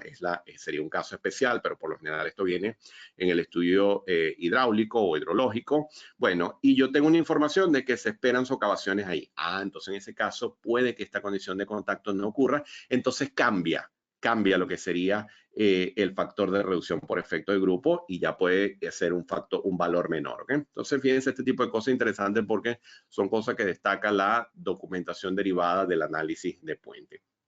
Y como le he dicho anteriormente, en la AASHTO obviamente hay un tratamiento muy completo de lo que es la respuesta del grupo de pilotes ante las cargas de servicio, me refiero específicamente al cálculo de asientos, y a mí estas gráficas siempre me pareció muy interesante porque es trabajar con el concepto de la cimentación equivalente. Entonces, dependiendo de las combinaciones de suelos que tengamos, se calcula una profundidad equivalente y vamos a tener una zona, un área imaginaria sobre la que actúan todas estas cargas para transformarlas en tensión y a partir de esa línea se producen las deformaciones. A partir de ese incremento de esfuerzo sobre el terreno se producen estos asientos que obviamente es un insumo que se debe reportar también en el proceso de diseño para saber si ese grupo de pilotos realmente funciona o no. Fíjense que el código nos lo resuelve para las diferentes condiciones y obviamente también con las herramientas vamos a poder analizar todos estos casos. Otro aspecto interesante del código AASHTO LRFD tiene que ver con la fricción negativa. Esto en el código lo van a conseguir como DD, simplemente la reducción a la palabra down drag. ¿Okay? Es ese efecto que busca como jalar el pilote hacia abajo por diferentes razones. Puede ser por la presencia de un material de relleno construido posteriormente, por un cambio de esfuerzos efectivos, por un proceso de aplicación de carga en las adyacencias del proyecto. Hay muchas razones por las que se puede producir esto y obviamente son cosas que se deben estimar en el proceso de análisis.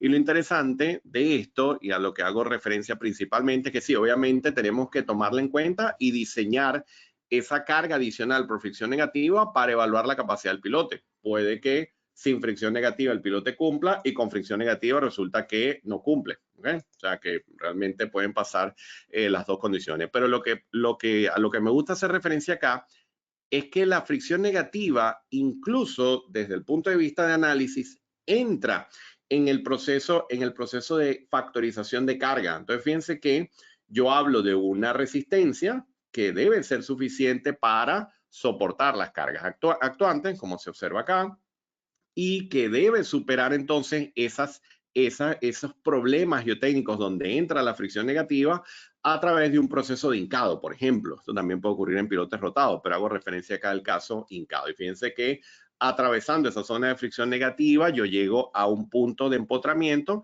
en donde yo tengo que garantizar esta resistencia. Pero existe un coeficiente por el que yo un factor por el que yo multiplico dicho valor de fricción negativa y la tomo en cuenta en el proceso de análisis. O sea que es un aspecto de muchísimo interés en el análisis de cimentaciones profundas. ¿Por qué? Bueno, porque los puentes ¿dónde van los puentes? Donde los necesitamos. ¿Dónde necesitamos los puentes? En los sitios peores a nivel geotécnico. Obviamente estoy generalizando, pero es que el 99% de los puentes, perdón, caen en una zona que son terribles desde el punto de vista geotécnico. Entonces, es una consideración de análisis de muchísimo interés. Y luego llegamos al caso de la licuación, otro problema típico que también el código le presta mucha atención.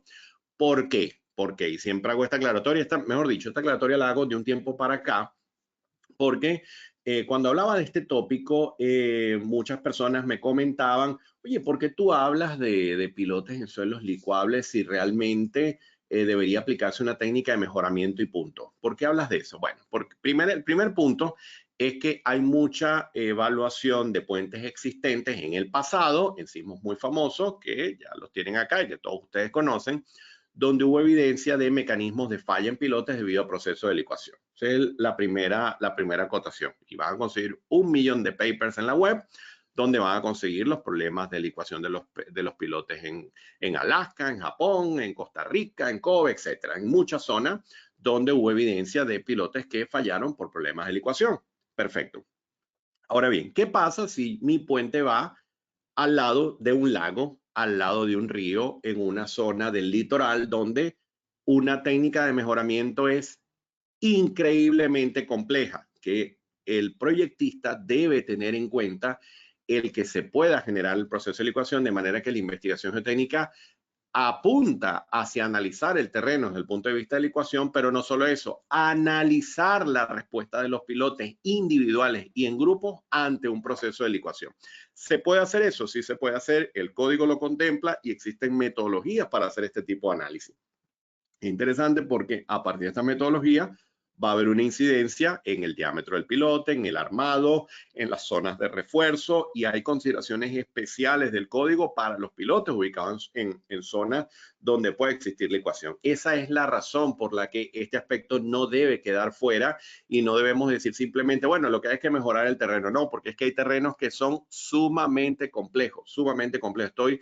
Voy a tener un puente que va a cruzar un lago y como hablamos ahí de mejoramiento, sería sumamente complicado. Obviamente que si tengo un edificio en una zona urbana donde puedo instalar columnas de grava o tengo el espacio suficiente para hacer compactación dinámica y no le voy a dañar ningún edificio a nadie y este tipo de cosas, bueno, obviamente sí, en esa zona lo más sano es hacer un mejoramiento y no lidiar con este problema. Pero en el caso de puentes, muchas veces es una consideración importantísima del proyecto y hay que analizarlo con mucho detalle y deben trabajar de la mano el geotécnico con el estructural para poder determinar esas acciones esperadas en el proceso de respuesta. Acá intervienen efectos inerciales que provienen de la estructura y efectos cinemáticos importantísimos que se desarrollan de lo que es la interacción del registro sísmico o la acción sísmica interactuando con el grupo de pilotes. Y finalmente, entonces, llegamos a nuestro plano de detalle, donde obviamente si todo esto es el resultado de haber efectuado todo este análisis,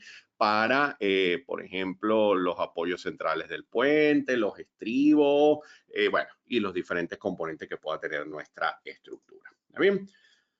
De manera entonces que ese es el recorrido general. Obviamente, siempre todo esto hay detalles, hay cosas particulares de cada situación, de cada escenario que me gusta destacar.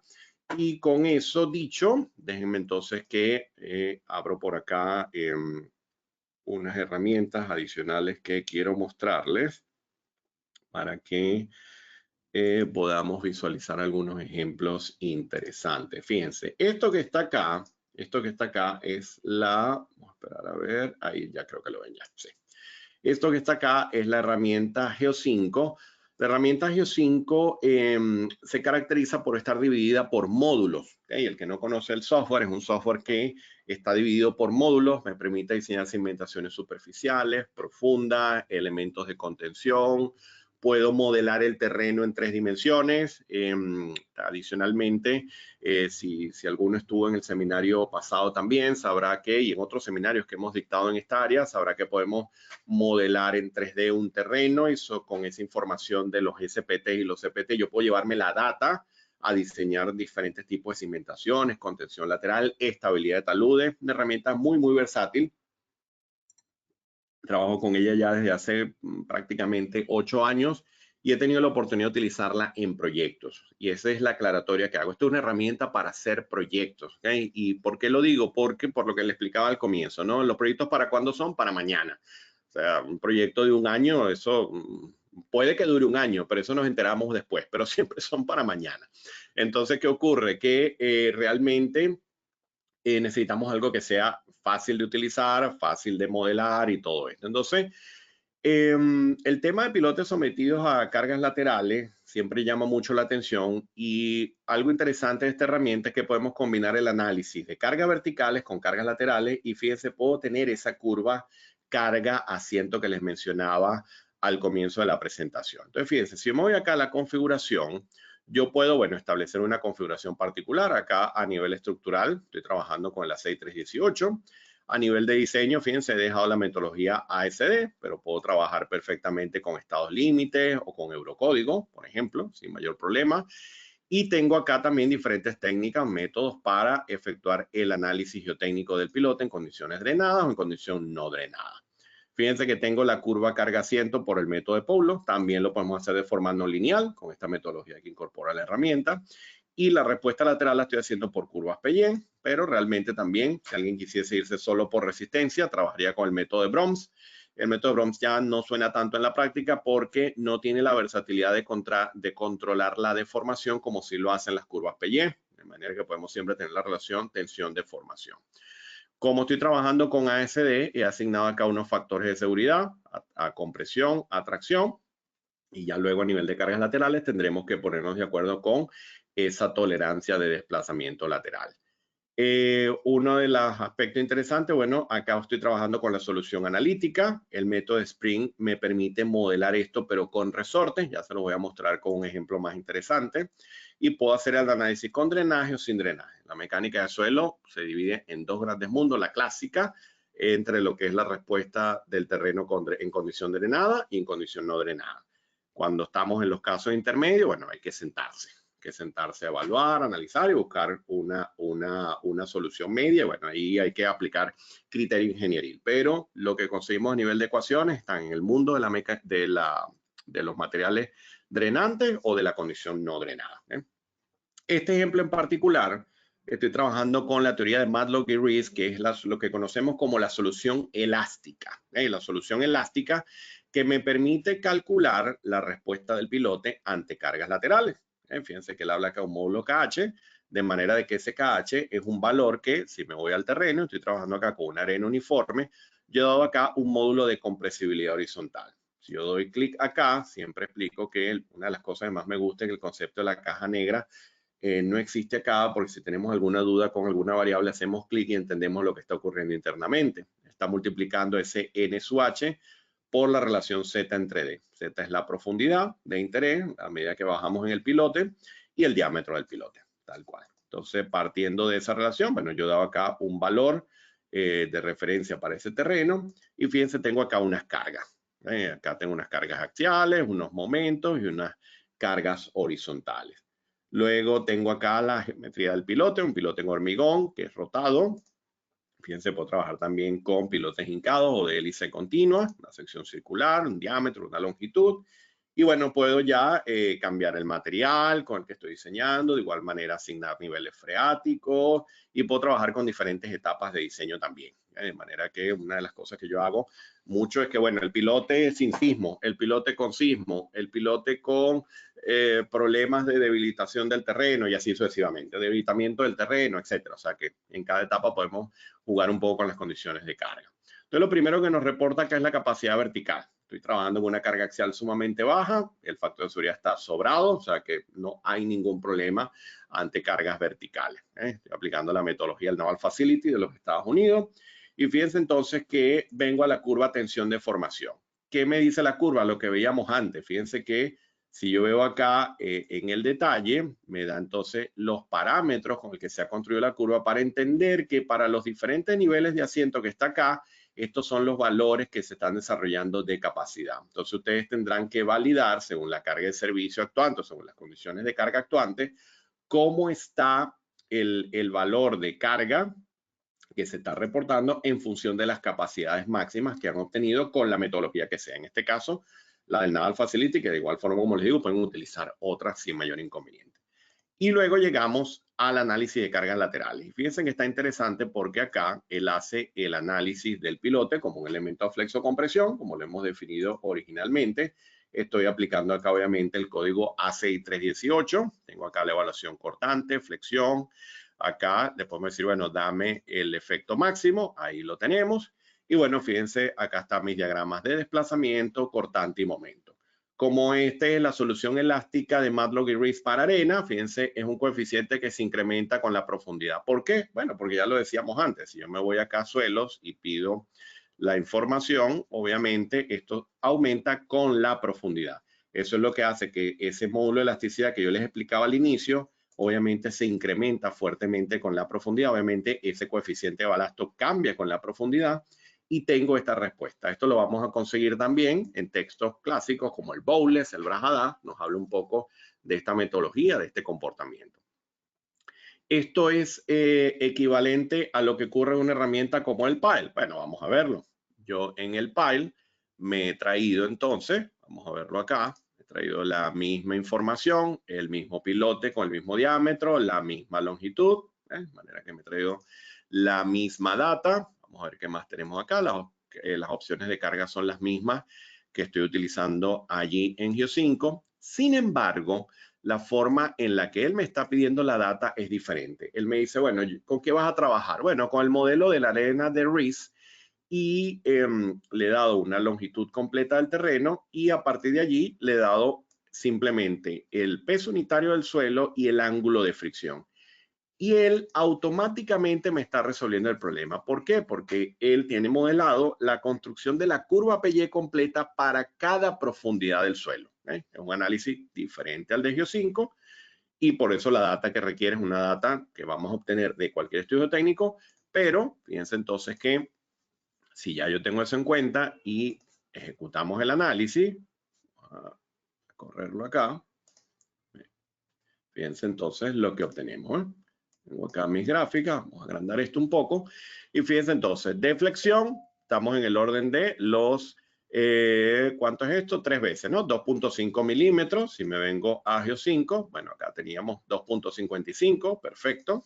Vamos a ver qué más hay por acá. Los momentos, bueno, fíjense, acá estamos 100 y algo, por acá estamos un poco por debajo de 0. Bueno, vámonos al de Geo5, acá estoy en el orden de, vamos a ver, 100 acá, menos 5, y fíjense este valor pequeñito que está acá, realmente es un tema de signos, dependiendo de la convención que signos estemos utilizando, pero fíjense que estamos de 100 a este valor de empotramiento que está aproximadamente entre 9 y 10 metros de profundidad. Vamos a verlo acá.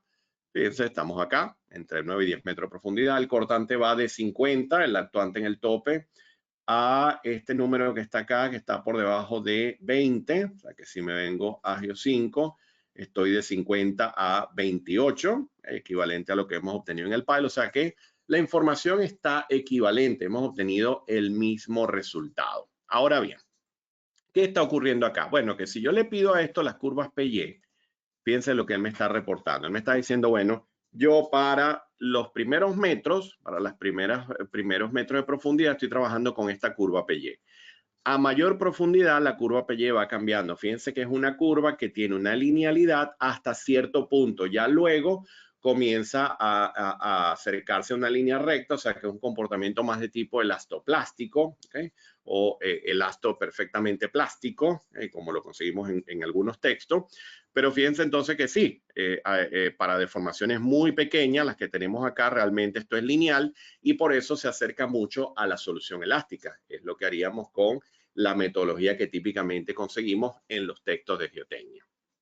Y es una de las cosas interesantes a diferenciar dependiendo del tipo de proyecto que deseemos desarrollar. Otra cosa interesante que vemos en herramientas como esta es que, bueno, yo puedo utilizar esta función donde me da la deflexión en el tope del pilote para diferentes longitudes de pilote. Entonces, claro, tendré mayor deflexión para un pilote cortico y ya a medida que llego a, digamos, no sé, 9, 10 metros, es que ya logramos reportar ese desplazamiento en el tope, ya podemos decir que es estable. O sea que un punto interesante de esta gráfica es que podemos decir, bueno, ese pilote debería tener más de 10 metros para garantizar un desplazamiento no mayor a los 2.5 milímetros que hemos dicho anteriormente. ¿Okay? Otra forma de representar acá los resultados son un poco, como quien dice, no tiene el mismo toque visual de Geo5, muy diferente, pero bueno, acá vemos un poco lo que son las fuerzas, las cargas, lo que serían las diferentes magnitudes de solicitaciones, las deformaciones, y si subo acá, voy a conseguir los valores de capacidades nominales. Vamos a ver si los consigo por acá un poco más arriba. Acá está, ¿ves? Tengo según las cargas axiales, los momentos nominales para diferentes factores de resistencia. ¿De qué depende? 0.65, 0.75, 0.90. Bueno, del nivel de confinamiento que está dando el acero de refuerzo transversal, de la condición que estemos utilizando según el código A6318. Por ejemplo, las ligaduras típicamente podemos asumir 0.65 por el lado de la seguridad, sin embargo, las espirales garantizan un mayor confinamiento y el coeficiente de resistencia cambia. Y a partir de allí tenemos las resistencias últimas, que obviamente nuestras solicitaciones deben estar por debajo de estos valores, pero las capacidades nominales deben ser mayor a las solicitaciones últimas, pero el punto, como les he dicho, importantísimo a verificar es esa deflexión lateral del pilote que nos tenemos que poner de acuerdo con el aspecto estructural. Si hemos visto esta respuesta y la tenemos clara, bueno, surgiría la pregunta interesante. Bueno, ¿qué pasa si la carga es mucho mayor y llevo esto más bien a una condición de no linealidad? Vamos a suponer que yo hago este análisis ahora para una condición de carga mayor. Vamos a revisarla. Vamos a chequear acá. Vámonos a esas cargas y fíjense, ahora tengo una fuerza lateral de 300 kilonewton, algo así como unas 30 toneladas, y un momento flector de 200 kilonewton metro, algo así como unos 20 toneladas por metro, y la carga axial ahora es de 50 toneladas. Entonces, en ese caso, cuando ya yo reporto esa deflexión lateral, bueno, obviamente aumentaron las cargas, ya no son el valor este que teníamos en Geo5, que era de cuánto, de 2.5 milímetros, sino que resulta que ahora en esta condición de carga elevada estoy en el orden de, ¿cuánto acá? 4 y algo centímetros, ¿no? 4.5 centímetros, algo así. Si esa misma condición de carga yo me la traigo acá, me la traigo a Geo5 y ahora utilizo esos mismos valores acá y me vengo acá, voy a conseguir diferencia. Voy a conseguir diferencia en el desplazamiento. A nivel de solicitaciones, los valores se van a parecer bastante, pero a nivel de desplazamiento va a haber diferencia. ¿Por qué? Porque la condición de rigidez que estoy dando acá es una condición de rigidez lineal para una condición elástica. Mientras que acá el software está tomando en cuenta una curva PY, que es una respuesta de tipo no lineal, tal y como se observa acá, y que ya lo hemos indicado antes, pero acá ven, fíjense, acá hay una variación de la curva PY dependiendo de los niveles de carga y dependiendo de la condición que he asignado a este problema en particular. Entonces, son cosas que hay que ponerse de acuerdo dependiendo de los niveles de formación esperada, de los niveles de tensión que tengamos en nuestro proyecto. Y a partir de allí siempre surge la pregunta, oye, pero es que yo soy estructural, esto es muy geotécnico, yo no trabajo con esto, etcétera. Claro, las personas muchas veces quieren decir, yo quiero hacer esto mismo en SAP 2000. Entonces, bueno, ¿qué hay acá en SAP 2000? Bueno, yo hago clic en este resorte y tengo un valor acá. Hago clic en este resorte y tengo un valor acá. Hago clic en este resorte y tengo otro valor acá. ¿De dónde provienen esos valores? Bueno, si yo me vengo acá a Geo5 y le digo a Geo5 que me muestre los resultados, vamos a pedir acá la salida del documento y bajo, vamos a bajar acá, vamos a ver qué tengo por acá. Fíjense que lo pasé, perdón. Vámonos acá, muy bien. Acá, perfecto, sí que lo voy a dejar acá. Fíjense, acá está el coeficiente de balasto, que ya hemos dicho, va cambiando con la profundidad. Recuérdense, NH por Z entre el diámetro. Tengo el desplazamiento, que están los 2.5 milímetros. Que tengo acá las tensiones y tengo los momentos para un determinado caso de carga. Obviamente esto lo va a reportar para los diferentes casos de carga que tengamos en el problema. Si yo tengo la relación tensión-deformación, es decir, tengo tensiones y tengo deformaciones, yo puedo rápidamente estimar el resorte. ¿Qué es la fuerza elástica? K por X. ¿Qué es el resorte? La fuerza entre la deformación esperada.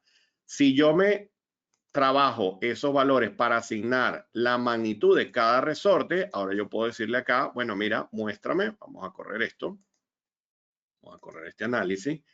Y le voy a decir ahora que me muestre estos resultados. Bueno, fíjense, este valor en momento de 108, vamos a verlo acá en Geo5 para la comparativa. Bueno, es el valor que tengo acá en 106. ¿Qué más tenemos acá? Bueno, vamos a pedir el cortante, por ejemplo. Vamos a pedir acá las fuerzas de corte y cerramos. Bueno, fíjense, arranco en 50 y me vengo acá a un cortante máximo de aproximadamente unos 28.5, algo así. Si me vengo acá a Geo5, bueno, acá está, 28. ¿Okay? De manera entonces que se puede reproducir el mismo comportamiento conociendo la rigidez del pilote. Ahora, ¿cuál es la conclusión de esto? Yo estoy en el proceso de diseño geotécnico, necesito las magnitudes de las cargas esperadas en el proyecto, esto es un dato estructural, puedo hacer mi tratamiento geotécnico para poder estimar esta respuesta, puedo suministrar esta data para que el estructural pueda perfectamente modelar esto. Alguien dice, yo no lo quiero hacer así, lo quiero hacer no lineal, como lo reporta de repente el PAEL. Bueno, no hay ningún problema. Acá está la curva. ¿De dónde sale esta curva? Bueno, si yo pido el reporte y me vengo a la curva PY de cualquier profundidad, esta que está acá, por ejemplo, aquí están los valores de formación, presión. Con estos valores de formación-presión me los llevo al SAP 2000, que dice, pero es que es una lista de valores, no es un único resorte como tienes asignado actualmente en SAP 2000. Bueno, no hay ningún problema. Nos venimos acá, hacemos un link property. Vamos a desbloquear esto acá. Me vengo al menú definir, me vengo al section property, hago un link property, agrego una nueva propiedad, me voy a la dirección de interés, por ejemplo esta, pero tengo que decirle que es un resorte tipo multilineal elástico y lo analizo como no lineal. Me vengo acá y doy mis pares de valores, fuerza, desplazamiento, y fíjense que puedo obtener una curva equivalente a la PY. Lo que ocurre es que tiene que ser una curva para cada profundidad. Hago un primer resorte, hago el segundo, hago el tercero y así sucesivamente, y puedo ya luego empujar este pilote lateralmente, y si utilizamos el mismo nivel de carga que estoy utilizando acá, me tiene que arrojar las solicitaciones tal cual como lo hemos hecho con el resorte convencional, pero el resultado tiene que ser exactamente igual, tiene que ser el mismo. Entonces, fíjense que es importantísimo la interacción entre los dos profesionales para que el análisis sea el adecuado y para que el estructural pueda recibir la data como debe recibirla para poder desarrollar el proyecto. Ahora bien, ¿qué pasa si tenemos un caso, por ejemplo, de grupos de pilotes? Bueno, acá les decía que hay una opción en el módulo de Geo5 de trabajar con el método de Sprint. El método de Sprint permite modelar ahora el pilote o el grupo de pilotes en elementos finitos. Entonces, este que está acá es un grupo de pilotes de un estribo de puentes, de un proyecto real que tengo adaptado para explicarlo dentro del diplomado. Y fíjense entonces que en este caso, obviamente, bueno, tenemos unas cargas actuantes. Fíjense, ahora hablo de estado límite, resistencia, servicio, evento extremo, estoy hablando de puentes. Y fíjense entonces que puedo ejecutar el análisis. Cuando yo hago el análisis, fíjense lo que tengo acá. Puedo tener entonces los resultados asociados a el estado límite por resistencia, el estado límite de servicio o el estado límite asociado a eventos extremos. Puedo de igual manera tener información asociada a las rotaciones y desplazamientos del cabezal. Eso va a depender de lo que estemos analizando. Fíjense que lo puedo ver para una sección en particular o no.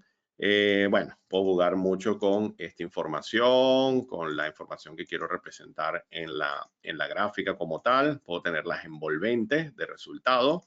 Si lo pido acá en todos y tengo la envolvente, bueno, fíjense, tengo los valores de momento. Puedo tener entonces, no sé, las fuerzas axiales, puedo tener las fuerzas cortantes. ¿Qué condición estoy utilizando acá? Bueno, en mi caso estoy trabajando con un grupo de pilotes que se están apoyando en un material rocoso, ¿okay? Manera que ese es el caso, pero yo puedo decir, bueno, mira, puede ser reposo en roca, fijados dentro del macizo rocoso, puede ser pilote flotante, entonces puedo incluso asignar la rigidez de los resortes o estimarla a través de la herramienta. Y luego que se ha efectuado el análisis de solicitaciones, entonces puedo efectuar el diseño estructural. Entonces, fíjense que acá tengo, con la envolvente de casos de carga, tengo la verificación de los pilotes. Entonces, fíjense que si yo me voy a este caso, tengo pilotes que están a flexocompresión, ¿ves? Fuerza normal, cortantes, momentos flectores.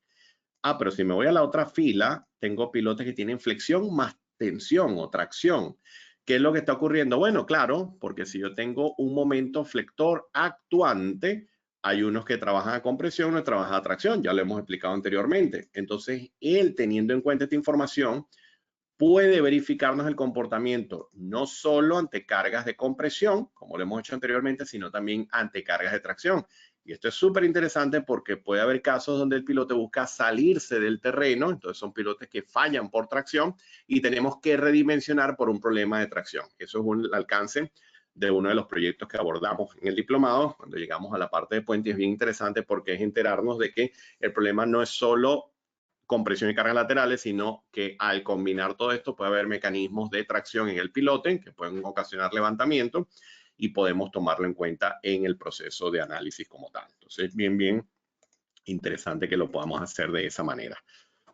Otra cosa interesante, sobre todo los geotécnicos, que muchas veces dicen, oye, pero estos métodos analíticos y teniendo en cuenta todo lo que hemos revisado el día de hoy, me gustaría dimensionar pilote utilizando ensayos SPT, CPT y todo esto. Bueno, la herramienta de pilotes por CPT de Geo5 permite hacer análisis de pilotes trabajando con pruebas SPT o CPT. Este caso es un pilote de 60 centímetros de diámetro, 10 metros de longitud. que fíjense nos da una capacidad portante, yo pido acá el detalle, nos da una capacidad portante en la punta, a lo largo del fuste, etcétera, para una gráfica de ensayo SPT que hemos asignado, que podemos perfectamente importar de un Excel y que automáticamente él aplica la metodología para hacer la estimación. Ya obviamente en la teoría acá explicamos cuáles son las metodologías que se utilizan, cómo trabaja con la data, cómo hace las ponderaciones y todo esto, ¿ok? Ya obviamente es parte del insumo para poder entender lo que está ocurriendo internamente. Pero el otro dato interesante es con CPT, y digo interesante porque la data CPT siempre es una data muy densa, ¿eh? Fíjense que son muchos valores que obtenemos de campo, entonces esto lo podemos perfectamente importar de un Excel. Fíjense acá está un poco los valores de resistencia en la punta, a lo largo del muestreador, el cálculo de presión de poro. Y una de las cosas interesantísimas es que si yo vacío esta data, él automáticamente hace la clasificación de suelos según el método de Peter Robertson. De manera que a partir de las gráficas de Robertson podemos perfectamente clasificar el suelo para poder efectuar el diseño. Entonces ya luego, dependiendo del tipo de construcción que tengamos, dependiendo de la geometría, materiales, fíjense, este es un pilote hincado en sitio, etcétera, nos da la capacidad portante del pilote, el análisis de resistencia, pero también nos arroja el análisis de rigidez, ¿eh? La misma curva, tensión de formación, para este caso en particular. En este caso hay agua y todo esto, y bueno, fíjense cómo funciona en este caso ya la curva carga asentamiento, ¿ok? De manera entonces, bueno, que este es como un abreboca, una foto de lo que vemos a muchísimo detalle dentro de este programa de formación, el diplomado en diseño geotécnico y estructural de cimentaciones para edificaciones y puentes, que estamos a muy pocos días de iniciar. Si vamos a nuestra página web, nos vamos acá al calendario, hacemos clic acá. Fíjense, vamos a conseguir que estamos ya por iniciar. Iniciamos el 16 de marzo. Este programa tiene una duración de 5 meses. Si hacemos clic acá, vamos a conseguir todo el detalle. Déjenme que les pego acá el enlace para aquellos que pudiesen estar interesados. Déjenme que se los copio acá para todos. Allí lo tienen. Y fíjense, un programa entonces de 5 meses de duración, totalmente online, donde, bueno, fíjense, acá hay una cantidad enorme de información, se las voy a ir explicando porque realmente es un programa, como les digo, que está diseñado para salir experto en diseño de cimentaciones a nivel geotécnico, a nivel estructural.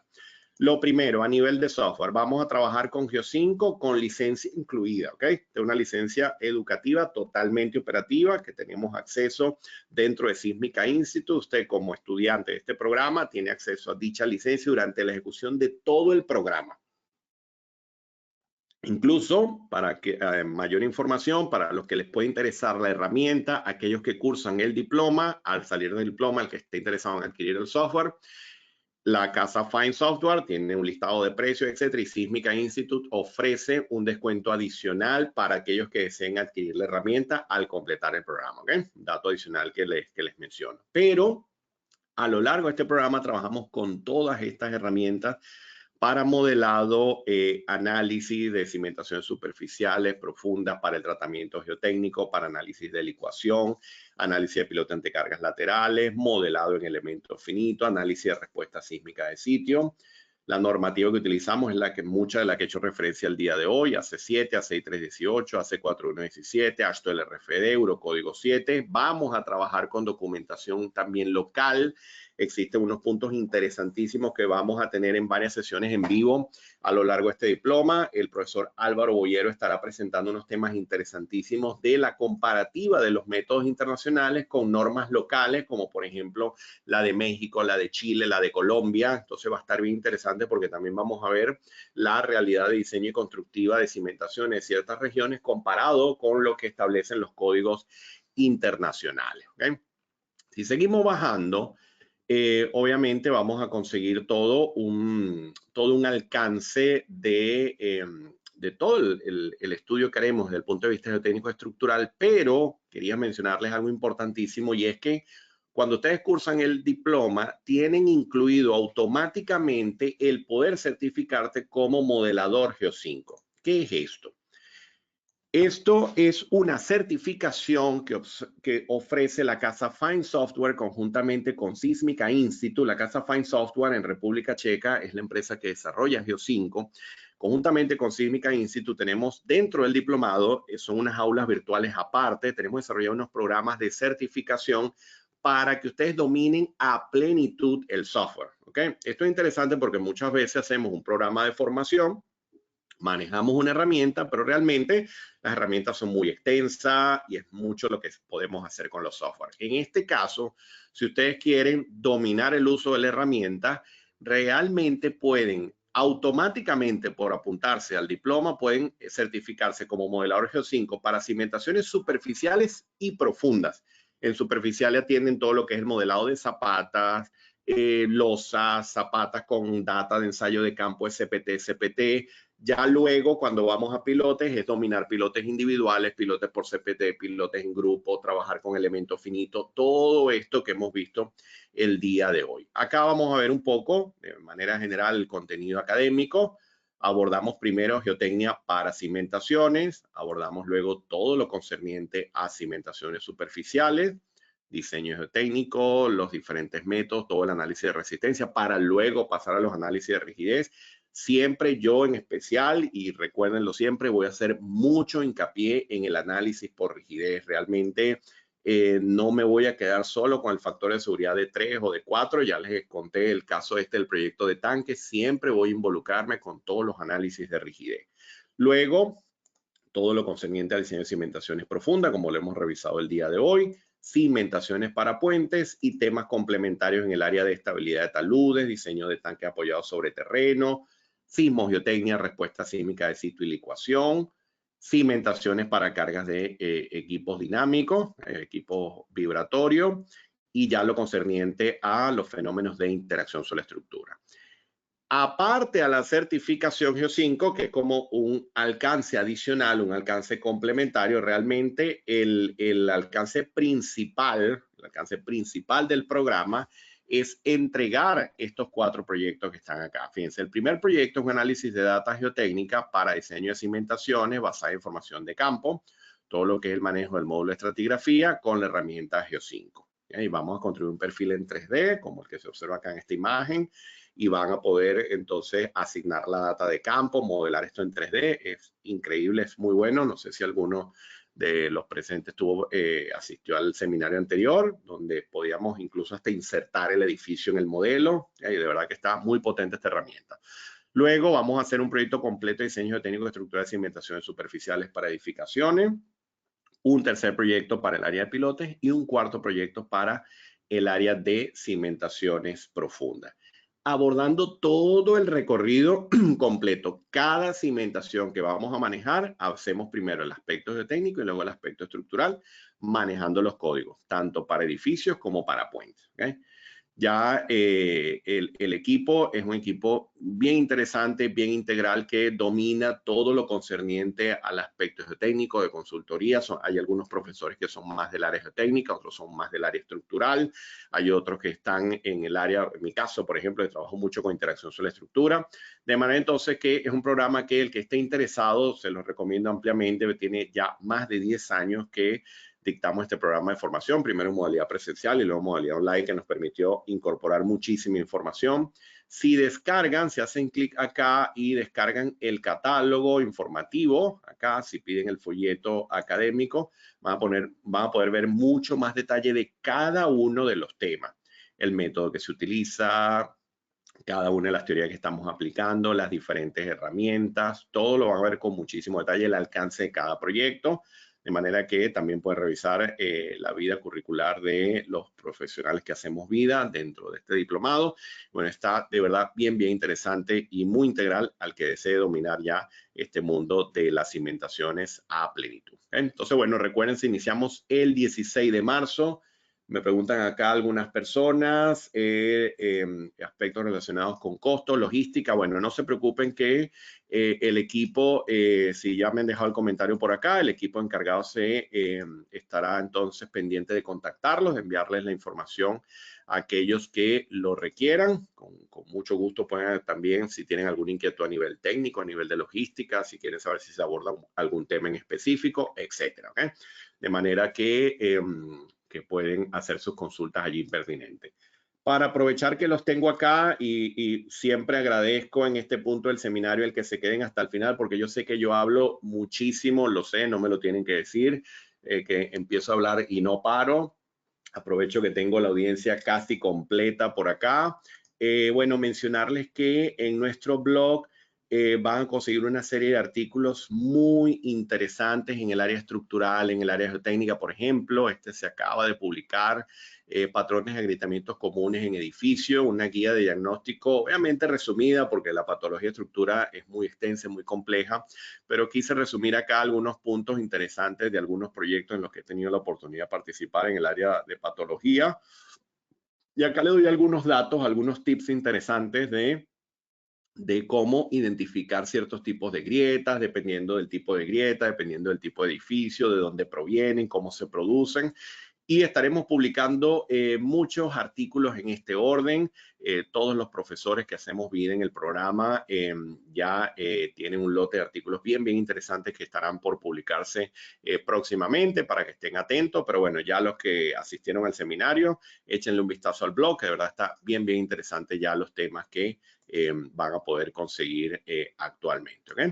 Y bueno, como les decía, si van al calendario, van a poder hacer clic acá y van a poder conseguir todo el alcance de este programa.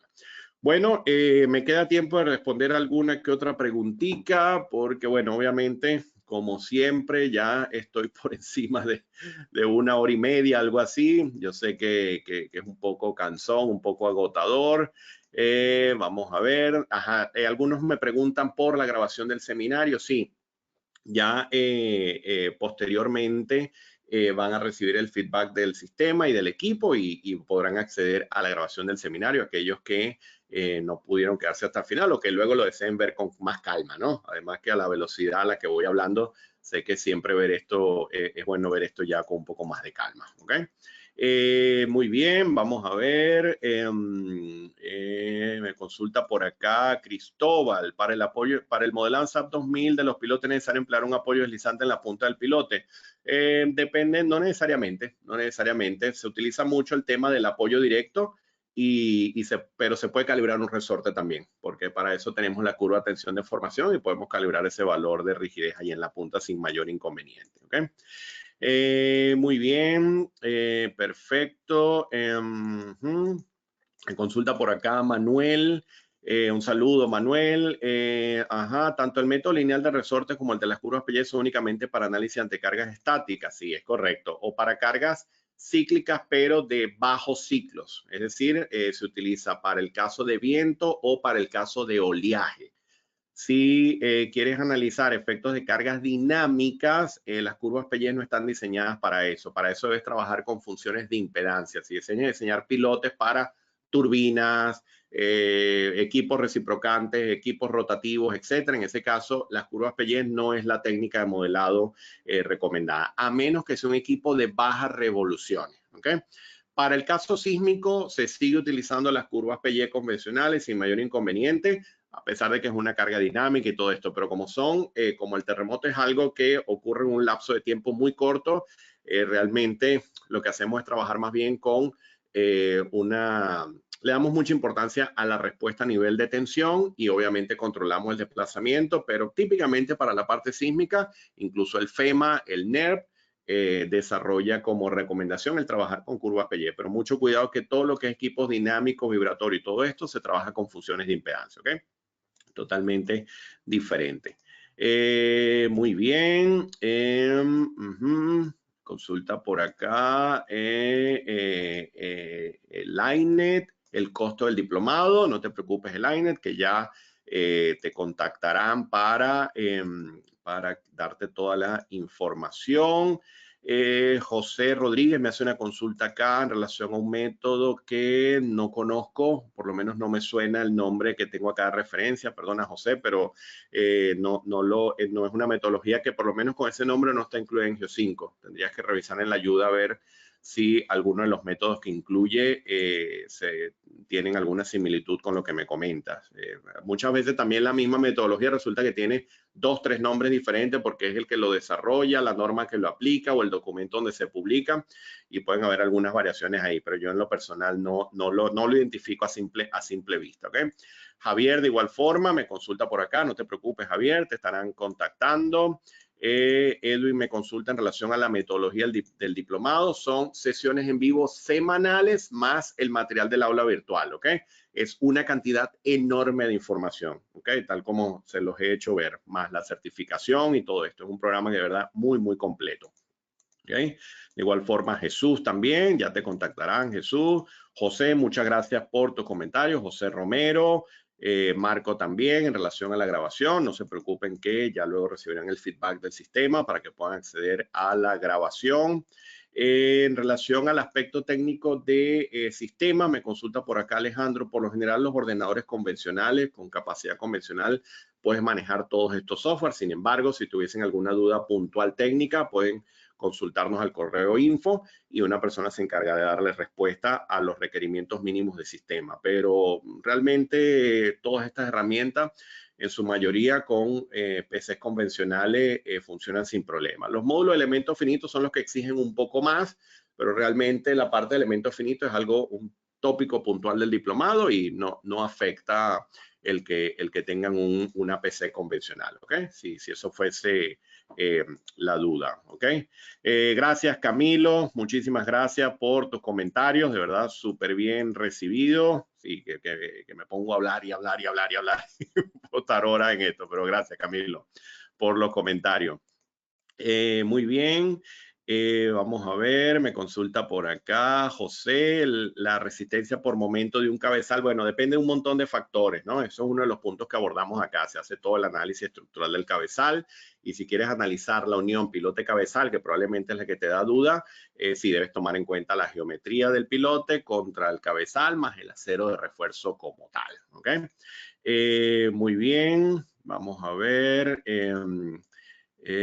Alder me comenta por acá si se puede acceder a ciertos tópicos del diploma. Bueno, es un programa que está diseñado completo para seguir toda la ruta completa, tal cual como está especificado. De todas formas, si tuviesen, como les digo, alguna duda en relación al alcance o cómo apuntarse al programa, con mucho gusto en el correo info le podrán aclarar su inquietud. Ángel también me consulta por acá que está interesado. No hay problema, Ángel, ya te contactarán.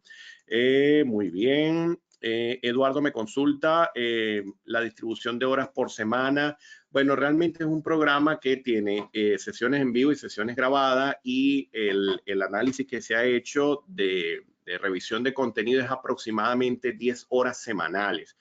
Estas 10 horas semanales, obviamente la recomendación clásica es que podamos estudiar 2 horas al día, que sería un consumo adecuado de toda la información, pero realmente esto depende de la disponibilidad de cada uno de ustedes. Hay personas que lo hacen de esa forma porque estudian muy temprano por la mañana o en la noche, pero hay personas que lo hacen el fin de semana y realmente está diseñado para que se aborde de esa manera, ¿ok? Muchísimas gracias, José, por tus comentarios. Gracias, Eduardo. Gracias, Rey Mario, también por acá. Muy bien. Me consultan por acá. Bueno, muchas gracias también, Lawrence. Gracias también por tus comentarios.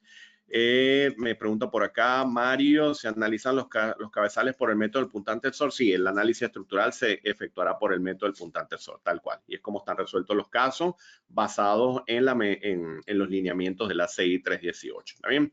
Daniel comenta por acá que también está interesado. Y bueno, creo que, bueno, traté en lo posible de responder la mayor cantidad de inquietudes. Creo que alguna me habrá quedado por allí, pero bueno, ya por consideraciones de tiempo, ya entonces podemos dejarlo hasta acá. Muchísimas gracias a todos los asistentes. Por acá consulta también a Abel, que requiere también la información. No te preocupes, Abel, que ya te llegará. Tonatiu me consulta, muros de contención. No, ese es otro programa que se dicta a final de año, elementos de contención y estabilidad de taludes. Muy bueno, muy recomendado también, pero es solo para taludes y elementos de contención. Acá nos vamos solo al área de cimentación, ¿ok? Profunda, superficiales profundas para edificaciones y puentes. Muchas gracias, Elmer, también por tus comentarios. Gracias a todos. Señores, un placer haber estado hoy acá con ustedes. Un placer haberlos tenido en la audiencia, pero lo que más me gusta es que estén todos hasta el final. De verdad, muchísimas gracias. Sé que todos están súper ocupados y con mil cosas que hacer. Y de verdad, bueno, siempre me llena de mucha satisfacción el que hayan podido atender todo el seminario, toda la presentación. Un fuerte abrazo, muchísima salud y estamos totalmente a la orden, ¿ok? Hasta luego y que tengan una excelente semana. Nos vemos. Saludos.